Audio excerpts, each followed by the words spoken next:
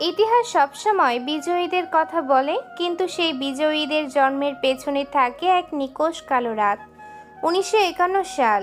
সমুদ্রের গর্জন আর আকাশ ভাঙা বৃষ্টির শব্দে যখন পুরো শহর কাঁপছে, তখন এক অভিশপ্ত বস্তিতে জন্ম নিয়েছিল এক শিশু। কেউ জানতো না এই শিশুটি একদিন আন্ডারওয়ার্ল্ডের সমীকরণ বদলে দেবে। সময়ের চাকা ঘুরে গেছে অনেকখানি। আজ পুরো দুনিয়ার অপরাধ জগতের ম্যাপে একটি নাম কাঁপুনি ধরিয়ে দেয়। মানুষ তাকে চেনে না, কিন্তু তার দাপট অনুভব করে। কেউ তাকে বলে গডফাদার, কেউ বলে রকস্টার, কিন্তু আন্ডারওয়ার্ল্ডের সে কেবল এক ছায়া যে অন্ধকারকে শাসন করে। একটি গোপন সরকারি দপ্তর, চারিদিকে ধোঁয়া আর ফাইলের স্তূপ।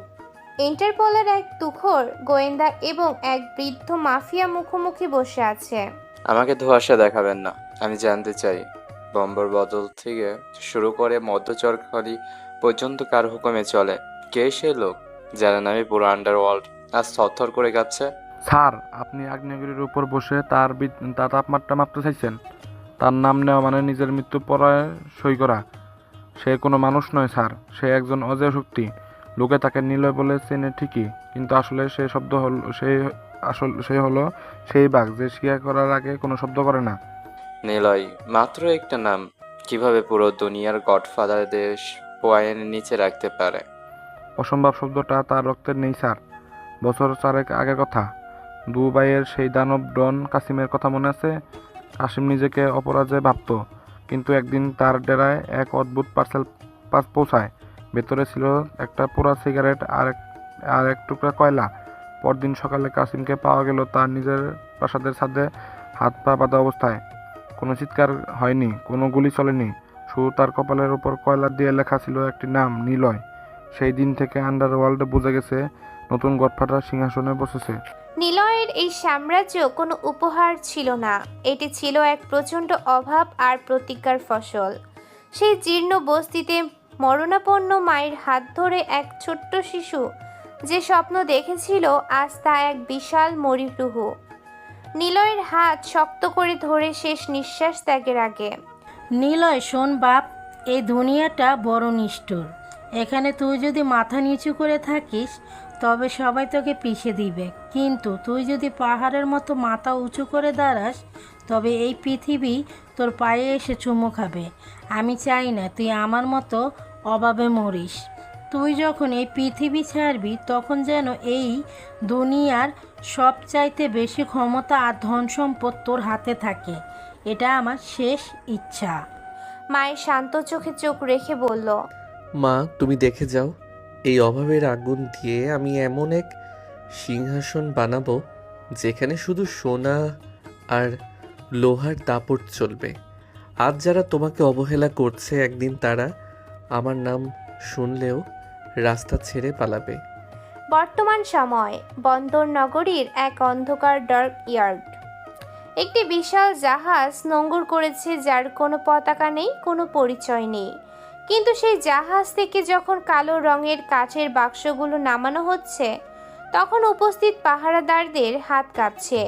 প্রতিটি বাক্সের গায়ে খোদাই করা আছে একটি বিশেষ চিহ্ন, একটি আগুনের ফুলকি আর একটি হাতুড়ি। সেটি শহরের বর্তমান মাফিয়া ডন। ফোনে চিৎকার করে, শোন, আমাকে বাঁচা। সে শহরে ঢুকে পড়েছে। আমার লোকগুলো তাকে দেখে অস্ত্র ফেলে পালিয়ে গেছে। সে কোনো ঘোষণা দিয়ে আসেনি, সে একা এসেছে। তার চোখের দিকে তাকালে নাকি কলিজা শুকিয়ে যায়। অন্ধকারের ওপাশ থেকে কেবল দেশলাই জ্বলার শব্দ শোনা যায়। সেটি অনেক দিন তো রাজত্ব করলে সূর্য যখন ওঠে তখন প্রদীপকে নিভে যেতে হয়। তুমি এই শহরের মালিক ছিলে, কিন্তু এখন সময় হয়েছে চাবিটা আসল গডফাদারের কাছে ফিরিয়ে দেওয়ার। কাল ভোরের আলো দেখার আগে যদি শহর না ছাড়ো তবে তোমার এই দামি বাড়িটাই হবে তোমার কবর। পুরো আন্ডারওয়ার্ল্ড এই হুমকি বিদ্যুতের মতো ছড়িয়ে পড়ল। ডন সেটি যে এক ইশারায় শহর নিয়ন্ত্রণ করতে, সে আজ এক অদেখা ছায়ার ভয়ে শহর ছাড়ছে। কিন্তু নিলয়ের লক্ষ্য কেবল একটা শহর নয়, তার নজর বহু দূরে, যেখানে ব্ল্যাক হোল নামক এক রহস্যময় খনি আছে, যেখানে মাটির নিচে লুকানো আছে অফুরন্ত সম্পদ আর অন্ধকার এক ইতিহাস। ভাই সব কিছু রেডি, কিন্তু ব্ল্যাক হোল এলাকায় ঢোকা মানে সরাসরি মৃত্যুর মুখে যাওয়া। ওখানে সূর্যবর্ধন আর তার দানব বাহিনী রাজত্ব করে। আপনি সেখানে একজন সাধারণ মজদুর সেজে যাবেন। আপনার ওই গডফাদার ইমেজ কি ওখানে ধুলাবালিতে হারিয়ে যাবে না? আশরাফ, বাঘ যখন বড় শিকার ধরে তখন সে ঝোপের আড়ালে লুকিয়ে থাকে। সিংহাসন দখল করতে হলে আগে মাটির নিচের খবর নিতে হয়। আমি ওখানে সম্রাট হয়ে নয়, ওদের যমদূত হয়ে ঢুকবো। ওরা ভাবছে ওরা দানব, ওদের মনে করিয়ে দেব যে দানবদের শাসন করার জন্য এক রক স্টারের জন্ম হয়েছে। ব্ল্যাক হোল খনির সেই বিশালাকার মরচে ধরা লোহার ফটক, হাজার হাজার দাসের মতো মানুষ লাইনে দাঁড়িয়ে আছে। সেই দীর্ঘ লাইনের একদম শেষে দাঁড়িয়ে আছে এক শান্ত চেহারার যুবক। তার পরনে সেরা মলিন জামা, কিন্তু তার হাঁটার ভঙ্গি আর চোখের গভীরতা বলছে সে এখানে দাস হতে আসেনি, সে এসেছে এই নরকের মালিক হতে। খনির লাল মাটি আজ এক নতুন রাজার আগমনের গন্ধ পাচ্ছে। ব্ল্যাক হোল দূর থেকে দেখলে মনে হয় পাহাড়ের গায়ে বিশালাকার এক ক্ষত, কিন্তু যারা এর ভেতরে কাজ করে তারা জানে এটি আসলে একটি জ্যান্ত নরক। চারদিকে পাথরের দেয়াল আর সশস্ত্র কমান্ডোদের পাহারা। এখানে বাতাসের চেয়ে ধুলো বেশি আর জীবনের চেয়ে রক্তের দাম বেশি। ভারী লোহার ফটকটি যখন ক্যাস ক্যাস শব্দে খুলে গেল, তখন শত শত অভুক্ত মানুষকে পশুর মতো ট্রাক থেকে নামানো হলো। সেই ধুলোর ঝড়ের ভেতর থেকে শান্তভাবে হেঁটে এলো এক যুবক। তার সারা মুখে কাদা মাখা, কিন্তু তার হাঁটার ভঙ্গি বলে দিচ্ছে সে এই মাটির মালিক হতে এসেছে। পাহারাদারদের চাবুকের শব্দ আর মানুষের আর্তনাদে আকাশ ভারী হয়ে আছে। লাইনের শুরুতে দাঁড়িয়ে আছে সূর্যবর্ধনের প্রধান সেনাপতি আজগর। তার হাতে এক রক্তমাখা তলোয়ার আর চোখে পৈশাচিক আনন্দ। উঁচু মারার উপর দাঁড়িয়ে গর্জন করে, শোন তোরা, এই গেটের ভেতরে তোদের কোনো ভগবান নেই, কোনো পরিবার নেই। তাদের শ্বাস নেওয়া বা না নেওয়া আমার মর্জির ওপর। কেউ যদি উপরের দিকে তাকাস তার চোখ আমি কুবলে নেব। এখানে কাদের গতি কমলে তোদের জ্যান্ত পুঁতে ফেলা হবে। মনে রাখবি, তোদের শরীর এখানে টিকে, কিন্তু তোদের আত্মা ওই গেটের বাইরে মরে যায়। সবাই যখন ভয়ে কুকুরে মাথা নিচু করে দাঁড়িয়ে আছে, তখন লাইনের একদম শেষে দাঁড়িয়ে থাকা সেই যুবকটি ধীর পায়ে মাথা উঁচু করলো। সে সরকারি আজগরের চোখের দিকে তাকালো। সেই দৃষ্টিতে কোনো ভয় নেই, ছিল এক আদিম শিকারের হিংস্রতা। পাশের এক বৃদ্ধ শ্রমিক আতঙ্কে যুবকের শার্টের হাতা টেনে ধরলো, ফিসফিস করে, ওরে পাগল, নিচু হো। উপরের দিকে তাকালে ওরা চোখ তুলে নেয়। আমাদের মতো পোড়া কপালের লোকেদের মান সম্মান থাকতেই নেই বাবা। শুধু বেঁচে থাকার জন্য মাটি ঘুরে যা। দয়া করে মাথা নিচু কর বাবা। বৃদ্ধের দিকে না তাকিয়েই স্থির কণ্ঠে, চাচা, মাথা নিচু করে বেঁচে থাকাটা জীবনের অপমান। ওরা ওপর থেকে আমাদের শাসন করছে কারণ আমরা নিচু হয়ে আছি। যেদিন আমরা সোজা হয়ে দাঁড়াবো সেদিন ওরা আমাদের পায়ের নিচে থাকবে। আমি এখানে মাথা নিচু করতে আসিনি চাচা, আমি ওদের মস্তক নিতে এসেছি। প্রথম দিনেই নিলয়কে পাঠানো হলো খনির সব চাইতে বিপজ্জনক স্তরে। সেখানে মাটির গভীরে অক্সিজেনের অভাব আর অসহ্য গরম। হাজার হাজার মানুষ পাথর ভাঙছে। ঠিক তখনই একজন নিষ্ঠুর প্রহরী এক ছোট্ট বাচ্চাকে ধাক্কা দিয়ে মাটিতে ফেলে দিল, কারণ সে এক বালতি কয়লা বইতে পারছিল না। বাচ্চাটা যখন ক্ষুধার জ্বালায় কাঁদছিল, প্রহরী তার বুট জুতো দিয়ে বাচ্চাটার হাত পাড়িয়ে ধরল। অট্ট হাসি দিয়ে বলল, এই ছোট কুত্তা, কাজ কর। খাবার খাওয়ার জন্য এখানে আসিসনি। তোদের রক্ত দিয়ে আমি এইখানে ভেজাবো। কাজ কর, নাহলে এই কয়লার নিচেই তোকে চাপা দেবো। পুরো খনি এলাকা থমকে গেল। প্রহরীর হাতে চাবুক আর নিচে যন্ত্রণায় কাতরানো একটা শিশু। কেউ এগিয়ে এলো না, সবাই নিজের কাজ নিয়ে ব্যস্ত হয়ে পড়ল। ঠিক তখনই ভিড়ের ভেতর থেকে একটা হাতুড়ে মাটিতে পড়ার প্রচণ্ড ধাতব শব্দ শোনা গেল। ধুলোবাড়ির পর্দা সরিয়ে এগিয়ে এলো সেই দীর্ঘদেহী যুবক। প্রহরীর সামনে গিয়ে পাহাড়ের মতো দাঁড়িয়ে বলল, বাচ্চাটার হাত থেকে জুতোটা সরিয়ে নে, নইলে তোর পুরো শরীরটা এই মাটিতে পুঁততে আমার 1 সেকেন্ডও লাগবে না। অবাক হয়ে রাগে ফেটে পড়ল। কি বললি কুত্তা? তুই জানিস আমি কে? আমি এই ব্ল্যাক হোলের জম। আমার সামনে দাঁড়িয়ে কথা বলার সাহস তোর হলো কি করে? নিলয় প্রহরীর গলা এক হাতে লোহার মতো শক্ত করে চেপে ধরে শূন্যে তোলে। তুই যদি জম হোস তবে আমি তোর স্রষ্টা। তোকে আমি এই পৃথিবীতে পাঠিয়েছি, আর আজ আমি তোকে নরকে ফেরত পাঠাবো। মনে রাখিস, আমি সাধারণ কেউ নই, আমি তোর জমেরও বাপ। এক প্রচণ্ড আছাড়। প্রহরীর হাড় ভেঙে চুরমার হয় শব্দে পুরো খনি প্রকম্পিত হলো। ওপরের বারান্দায় দাঁড়িয়ে থাকা পাহারাদাররা হকচকিয়ে গেল। হাজার হাজার শ্রমিকরা তাদের হাতের কাজ ফেলে এক দৃষ্টিতে তাকিয়ে রইল সেই আগন্তুকের দিকে। ব্ল্যাক হোলের ইতিহাসে আজ প্রথমবার কেউ একজন সরাসরি মৃত্যুর মুখে দাঁড়িয়ে হাসছে। পাহারাদাররা যখন বন্দুক তাক করলো, নিলয় কেবল তার পকেট থেকে সেই পরিচিত সিগারেটের প্যাকেট বের করলো। ধীর লয়ে সিগারেট জ্বালিয়ে ওপরের সেনাপতি আজগরের দিকে তাকিয়ে, আজগর গরুরাকে গিয়ে বলিস বোম্বে থেকে ওর আসল গডফাদার চলে এসেছে। আজ থেকে এই খনির সোনা আর তোদের হবে না। এই সোনা হবে আমার মায়ের, আর এই খনির মালিক এখন আমি। পুরো খনিতে যেন বিদ্যুৎ খেলে গেল। শ্রমিকদের চোখে এক অদ্ভুত আশা দেখা গেল। নিলয় জানে সে আজ মৌচাকে ঢিল মেরেছে। এবার শুরু হবে আসল ধ্বংসলীলা। ওপর থেকে শত শত রাইফেল নিলয়ের দিকে তাক করা হলো, কিন্তু নিলয়ের চোখে কোনো পলক পড়ল না। সে কেবল তার হাতের সেই ভারী হাতুড়িটা শক্ত করে ধরল। নিলয়ের কানে যেন সেই পুরনো গম্ভীর কণ্ঠ ভেসে এলো। নিলয়, তুই যখন মরবি তখন যেন পৃথিবীর সবচাইতে ক্ষমতাধর মানুষ হিসেবে মরিস। দয়া করিস না ওদের, যারা দুর্বলকে অত্যাচার করে। ঠিক তখনই সুড়ঙ্গের গভীর থেকে এক বিশাল সাইরেন বেজে উঠল। সূর্যবর্ধনের ছোট ছেলে রুদ্র এক বিশাল সেনা দল নিয়ে খনির দিকে এগিয়ে আসছে। তার হাতে এক অদ্ভুত দর্শন তলোয়ার। সে শুনেছে এক নতুন শ্রমিক বিদ্রোহ করেছে। রুদ্র যেখানে পা রাখে সেখানে মানুষের রক্ত বয়ে যায়। দূর থেকে চিৎকার করে, কে সে? কার এত বড় সাহস যে আমার এলাকায় দাঁড়িয়ে আমার লোকের গায়ে হাত তোলে? ওকে এখনই খানিক মাঝখানে শিকল দিয়ে বেঁধে রাখা হোক। আমি নিজে গিয়ে ওর কলিজা টেনে বের করব। নিলয়কে ঘিরে ফেলল সশস্ত্র প্রহরীরা। সে অস্ত্রহীন, কিন্তু তার শরীরের দাপট বলে দিচ্ছে সে মোটেও বন্দী নয়। তাকে যখন লোহার শিকল দিয়ে পিলারের সাথে বাঁধা হলো, তখন সে রুদ্রর দিকে তাকিয়ে এক রহস্যময় হাসি দিল। সে হাসি দেখে রুদ্রর মতো দানবের বুকেও যেন একবার ভয়ের কাঁপন লাগলো। নিলয় জানে আজ রাতটা হবে রক্তিম, কিন্তু এই অন্ধকারই তাকে তার সিংহাসনের দিকে নিয়ে যাবে। ব্ল্যাক হোল খনিক এলাকায় তখন টান টান উত্তেজনা। একদিকে কয়েক হাজার সশস্ত্র প্রহরী, অন্যদিকে কয়েক লাখ নিরস্ত্র কিন্তু ক্ষুদ্র শ্রমিক।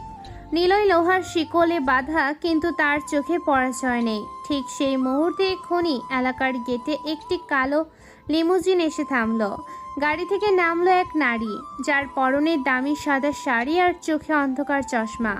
সে এই দেশের স্বরাষ্ট্রমন্ত্রীর মেয়ে এবং নিলয়ের জীবনে সে একমাত্র নারী জেবা। জেবা এখানে কেন এসেছে কেউ জানে না, কিন্তু তার উপস্থিতিতে রুদ্রর মতো দানবও থমকে গেল। রুদ্রর সামনে গিয়ে দাঁড়িয়ে শান্ত গলায়, রুদ্র, যাকে তুমি লোহার শিকলে বেঁধে রেখেছো তার পরিচয় কি জানো? জানো কি এই লোকটার একটা ফোনের ইশারায় আজ রাতে তোমার বাবার রাজনৈতিক ক্যারিয়ার ধুয়ে মিশে দিতে পারে? জেবা, তুমি ভুল করছো। এই কুলিটা স্রেফ একটা চোর। ও আমার আইন ভেঙেছে। ওকে আমি এখনই সবার সামনে শেষ করব। জেবা নিলয়ের দিকে তাকালো। নিলয়ের ঠোঁটের কোণে তখনও সেই বাঁকা হাসি। জেবা জানতো নিলয় এখানে ধরা দিতে আসেনি। সে এসেছে এই খনির ভেতরের সব চাইতে বড় গোপন নথি চুরি করতে, যে নথিতে লেখা আছে এই দেশের বড় বড় মন্ত্রী আর পুলিশ অফিসারদের কুকীর্তি। জেবা, তুমি এখানে এসে ভুল করলে। আজ রাতটা আমার আর রুদ্রর মাঝখানে রাজনীতি নিয়ে এসো না। আমি শিকল পরে আছি কারণ আমি দেখতে চেয়েছিলাম এই লোহার জোর কতটুকু।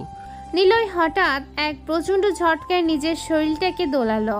শিকলগুলো যে পিলারের সাথে আটকানো ছিল সেই পাথরের পিলারটাই হুড়মুড় করে ভেঙে পড়ল। সবাই যখন স্তম্ভিত, তখন নিলয় তার হাতের অর্ধেক ভাঙা শিকলটা নিয়ে রুদ্রর বডিগার্ডদের উপর ঝাঁপিয়ে পড়ল। এটা যুদ্ধ নয়, এটা ছিল এক পৈশাচিক ধ্বংসলীলা। সব ইউনিটকে অ্যালার্ট করো, ব্লক হল খনিতে বিদ্রোহ শুরু হয়েছে। আমাদের সেই লোকটাকে জানতে চাই, তার কাছে আমাদের সব গোপন ফাইল আছে। যদি সে শহর পর্যন্ত পৌঁছাতে পারে তবে আমাদের সবার চাকরি আর জীবন দুটোই যাবে। খনি এলাকার অন্ধকার চিরে তখন ডিনামাইটের বিস্ফোরণ ঘটেছে। নিলয় এক হাতে রুদ্রর গলা টিপে ধরে তাকে খনির খাদের কিনারায় নিয়ে গেল। চারদিকে তখন সাধারণ শ্রমিকরা প্রহরীদের ওপর ঝাঁপিয়ে পড়েছে। বছরের পর বছর ধরে চলা অন্যায়ের প্রতিশোধ আজ তারা নিচ্ছে। তোর বাবা সূর্যবর্ধন ভাবত সে এই দেশের প্রশাসনকে কিনে নিয়েছে। সে জানতো না যে তার প্রশাসনের ভেতরেই আমার লোক বসে আছে। আজ থেকে এই ব্ল্যাক হোল খনি হবে এক মুক্ত এলাকা। আর তুই হবি ইতিহাসের সেই উদাহরণ যাকে মানুষ মনে রাখবে ভয়ের প্রতীক হিসেবে। নিলয় রুদ্রকে খাদের অতল গহ্বরে ছুঁড়ে ফেলে দিল। ঠিক সেই সময় আকাশ চিরে পুলিশের হেলিকপ্টার এসে হাজির হলো। নিলয় জেবার হাত ধরে এক লাফে খনির গোপন সুড়ঙ্গের দিকে দৌড় দিল। জেবা জানে নিলয় এখন আর কেবল একজন মাফিয়া নয়, সে এখন এক সিস্টেম ব্রেকার। নিলয়, পুলিশ কিন্তু পুরো শহর ব্লক করে দিয়েছে, তুমি কোথায় লুকাবে? লুকানো আমার রক্তে নেই জেবা। আমি শহরে ফিরছি আমার সিংহাসন বুঝে নিতে। কাল সকালে খবরের কাগজে মাফিয়া বা পুলিশের খবর থাকবে না। কাল সব চ্যানেলে শুধু একটা নাম বাজবে, আয়রন কিং। একদিকে প্রশাসনের গোপন ষড়যন্ত্র, অন্যদিকে পুলিশের হাই ভোল্টেজ ড্রামা। নিলয় জানে তাকে এখন শুধু অস্ত্র দিয়ে নয়, বুদ্ধি দিয়েও লড়তে হবে। মাফিয়া জগতের ডনরা এখন একজোট হচ্ছে নিলয়কে মারার জন্য। কিন্তু নিলয়ের হাতে আছে সেই মাস্টার ফাইল, যা পুরো দেশকে কাঁপিয়ে দেওয়ার জন্য যথেষ্ট। ভয় করিস না বাপ, তোর এক হাত সোনার আর অন্য হাতে লোহার। যে সোনা দিয়ে মানবে না তাকে লোহা দিয়ে বুঝিয়ে দিস। শহর যখন ঘুমাচ্ছে তখন নিলয় এক বিশাল ট্রাকে করে খনির সেই রক্তমাখা সোনা নিয়ে শহরের মেন গেটে পৌঁছালো। সামনে শত শত পুলিশের ব্যারিকেড, কিন্তু নিলয় ব্রেক কষল না। সে ট্রাকের গতি বাড়িয়ে দিল। শুরু হলো এক নতুন অধ্যায়। শহরের মেন গেটে তখন ছোট ছোট পুলিশের সাইরেন আর লাল নীল আলোর ঝলকানি। কমিশনার রহমানের নির্দেশে পুরো রাস্তা ব্লক করে দেওয়া হয়েছে। কারোর ধারণাই ছিল না যে ব্ল্যাক হোল খনির সেই নরক চিরে একটা ট্রাক সরাসরি শহরের হৃৎপিণ্ডে আছড়ে পড়বে। নিলয়ের চালানো সেই বিশাল ট্রাক যখন পুলিশের ব্যারিকেডগুলো খেলনার মতো দুমড়ে মুচড়ে দিয়ে শহরের ভেতর ঢুকলো, তখন পুরো পুলিশ প্রশাসন হতভম্ব হয়ে গেল। নিলয় কেবল একজন ডন নয়, সে এখন একজন চলন্ত আগ্নেয়গিরি। সব ইউনিটকে বলছি, ট্রাকটাকে থামাও, দরকার হলে গুলি করো। ও যদি একবার শহরে ডনদের মিটিংয়ে পৌঁছাতে পারে তবে আমাদের কারোর রক্ষা নেই। ট্রাকটা এসে থামলো শহরের সব চাইতে বিলাসবহুল হোটেলের সামনে, যেখানে আজ আন্ডারওয়ার্ল্ডের 7 জন বড় মাফিয়া ডন এবং এই দেশের প্রভাবশালী রাজনীতিবিদরা এক গোপন মিটিংয়ে বসেছিল। তারা আলোচনা করেছিল কিভাবে নিলয়কে চিরতরে সরিয়ে দেওয়া যায়। কিন্তু তারা জানতো না, যার মৃত্যুর পরিকল্পনা তারা করছে সে এখন তাদের দরজার সামনে দাঁড়িয়ে। হোটেলের হল রুমে তারা পিনপতন নীরবতা। মাঝখানে বসে আছে শহরের সব চাইতে ধূর্ত নেতা সালামত সাহেব। মদের গ্লাসে চুমুক দিয়ে নিলয় ছেলেটা বেশি বাড়াবাড়ি করছে। ব্ল্যাক হোল থেকে সোনা চুরি করে ভাবছে নিজেকে সম্রাট বানিয়ে ফেলবে। সেটি তুমি কি ব্যবস্থা নিয়েছ? ঠিক তখনই হলের বিশাল দরজাটা প্রচণ্ড শব্দে লাথি মেরে খুলে গেল। ধুলো আর ধোয়ার মাঝখান দিয়ে হেঁটে এলো এক যুবক। গায়ে ধুলো মাখা শার্ট, হাতে একটা রক্তমাখা লোহার রড আর ঠোঁটে সেই জ্বলন্ত সিগারেট। সে আর কেউ নয়, নিলয়। ধীর পায়ে টেবিলের দিকে এগিয়ে এসে, ডনদের মিটিং চলছে আর মেইন গডফাদারকে আমন্ত্রণ জানানো হয়নি, এটা তো বড় অন্যায় সালামত সাহেব। নিলয়, তোমার এত বড় সাহস, পুলিশের বেষ্টনী ভেঙে এখানে প্রবেশ করেছ? তুমি জানো এই ঘরে যারা বসে আছে তারা এক ইশারায় পুরো দেশ অচল করে দিতে পারে। টেবিলের উপর রক্তমাখা লোহার রডটা সজোরে গেঁথে বলল, এই দেশ আপনারা অচল করেন না, অচল করেন সেই গরিব মানুষগুলো যারা খনিতে ঘাম ঝরায়। আর আমি আজ তাদের সবার হয়ে আপনাদের ইস্তফা নিতে এসেছি। সালামত সাহেব, এই যে দেখুন আপনার সেই মাস্টার ফাইল। নিলয় টেবিলের ওপর একটা কালো ফাইল ছুঁড়ে দিল। ফাইলটা খোলা মাত্রই সালামত সাহেবের মুখ ফ্যাকাশে হয়ে গেল। সেখানে শহরের প্রতিটা প্রভাবশালী মানুষের কালো টাকার হিসাব আর খুনের রেকর্ড আছে। নিলয় শুধু খনি আর দখল করেনি, সে পুরো দেশের ক্ষমতার চাবিটা নিজের হাতে নিয়ে এসেছে। হঠাৎ হলের পেছনের দরজা দিয়ে ঢুকে পড়ে। নিলয়, এখান থেকে চলো, পুলিশ পুরো হোটেল ঘিরে ফেলেছে। কমিশনার রহমান নিচে কমান্ডো পজিশন নিয়েছে, তারা তোমার জ্যান্ত ছাড়বে না। জেবা, বাঘ যখন শিকারীকেও শিকার করে ফেলে তখন সে পালানোর পথ খোঁজে না, সে খোঁজে পরবর্তী টার্গেট। ঠিক তখনই হোটেলের বাইরে থেকে মাইকে কমিশনার রহমানের কণ্ঠ শোনা গেল। নিলয়, তুমি চারদিক থেকে ঘেরা হয়ে আছো, আত্মসমর্পণ করো, নইলে আমরা ভেতরে ঢুকে গুলি চালাতে বাধ্য হব। নিলয় জানালার পাশে গিয়ে দাঁড়ালো। নিচে কয়েকশো পুলিশ কমান্ডোর রাইফেল তাক করে আছে। শহরের সাধারণ জনগণও দূর থেকে ভিড় জমিয়েছে। তারা শুনেছে ব্ল্যাক হোল খনির সেই ক্রাতার কথা।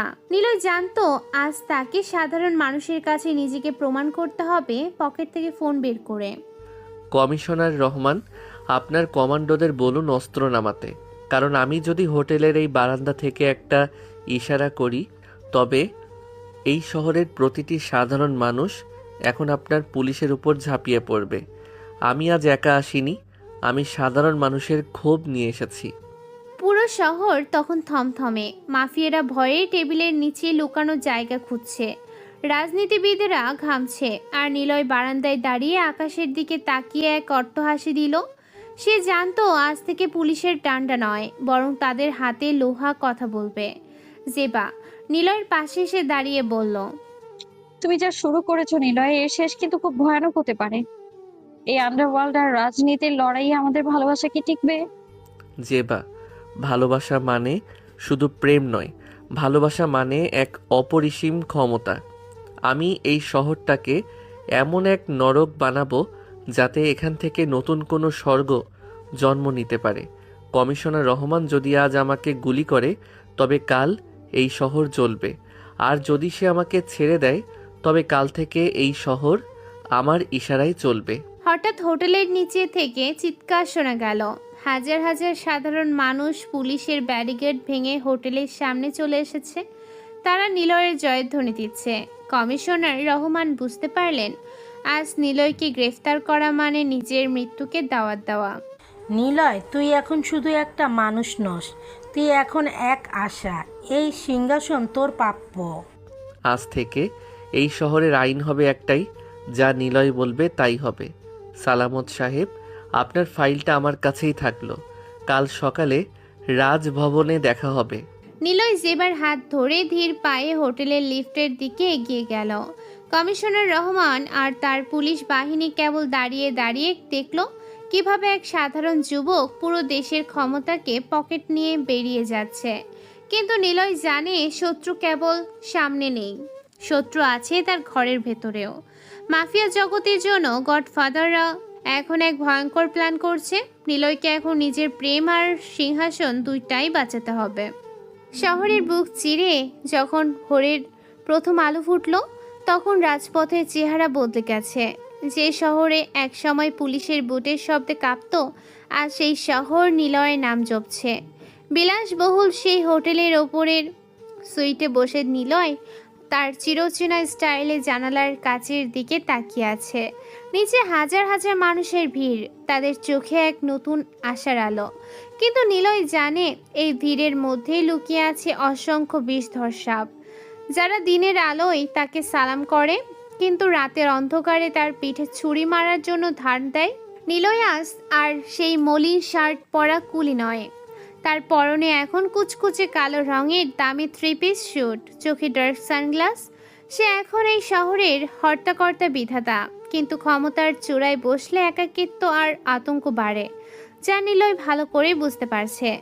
এমন সময় আশরাফ রুমে ঢুকে মাথা নিচু করে, ভাই, সালামত সাহেব আর কমিশনার রহমান নিজে অপেক্ষা করছেন। তার সাদা পতাকা নিয়ে এসেছেন। আপনি যা চেয়েছিলেন সেই সব সত্য তারা সই করতে রাজি, কিন্তু একটা সমস্যা হয়েছে। সমস্যা?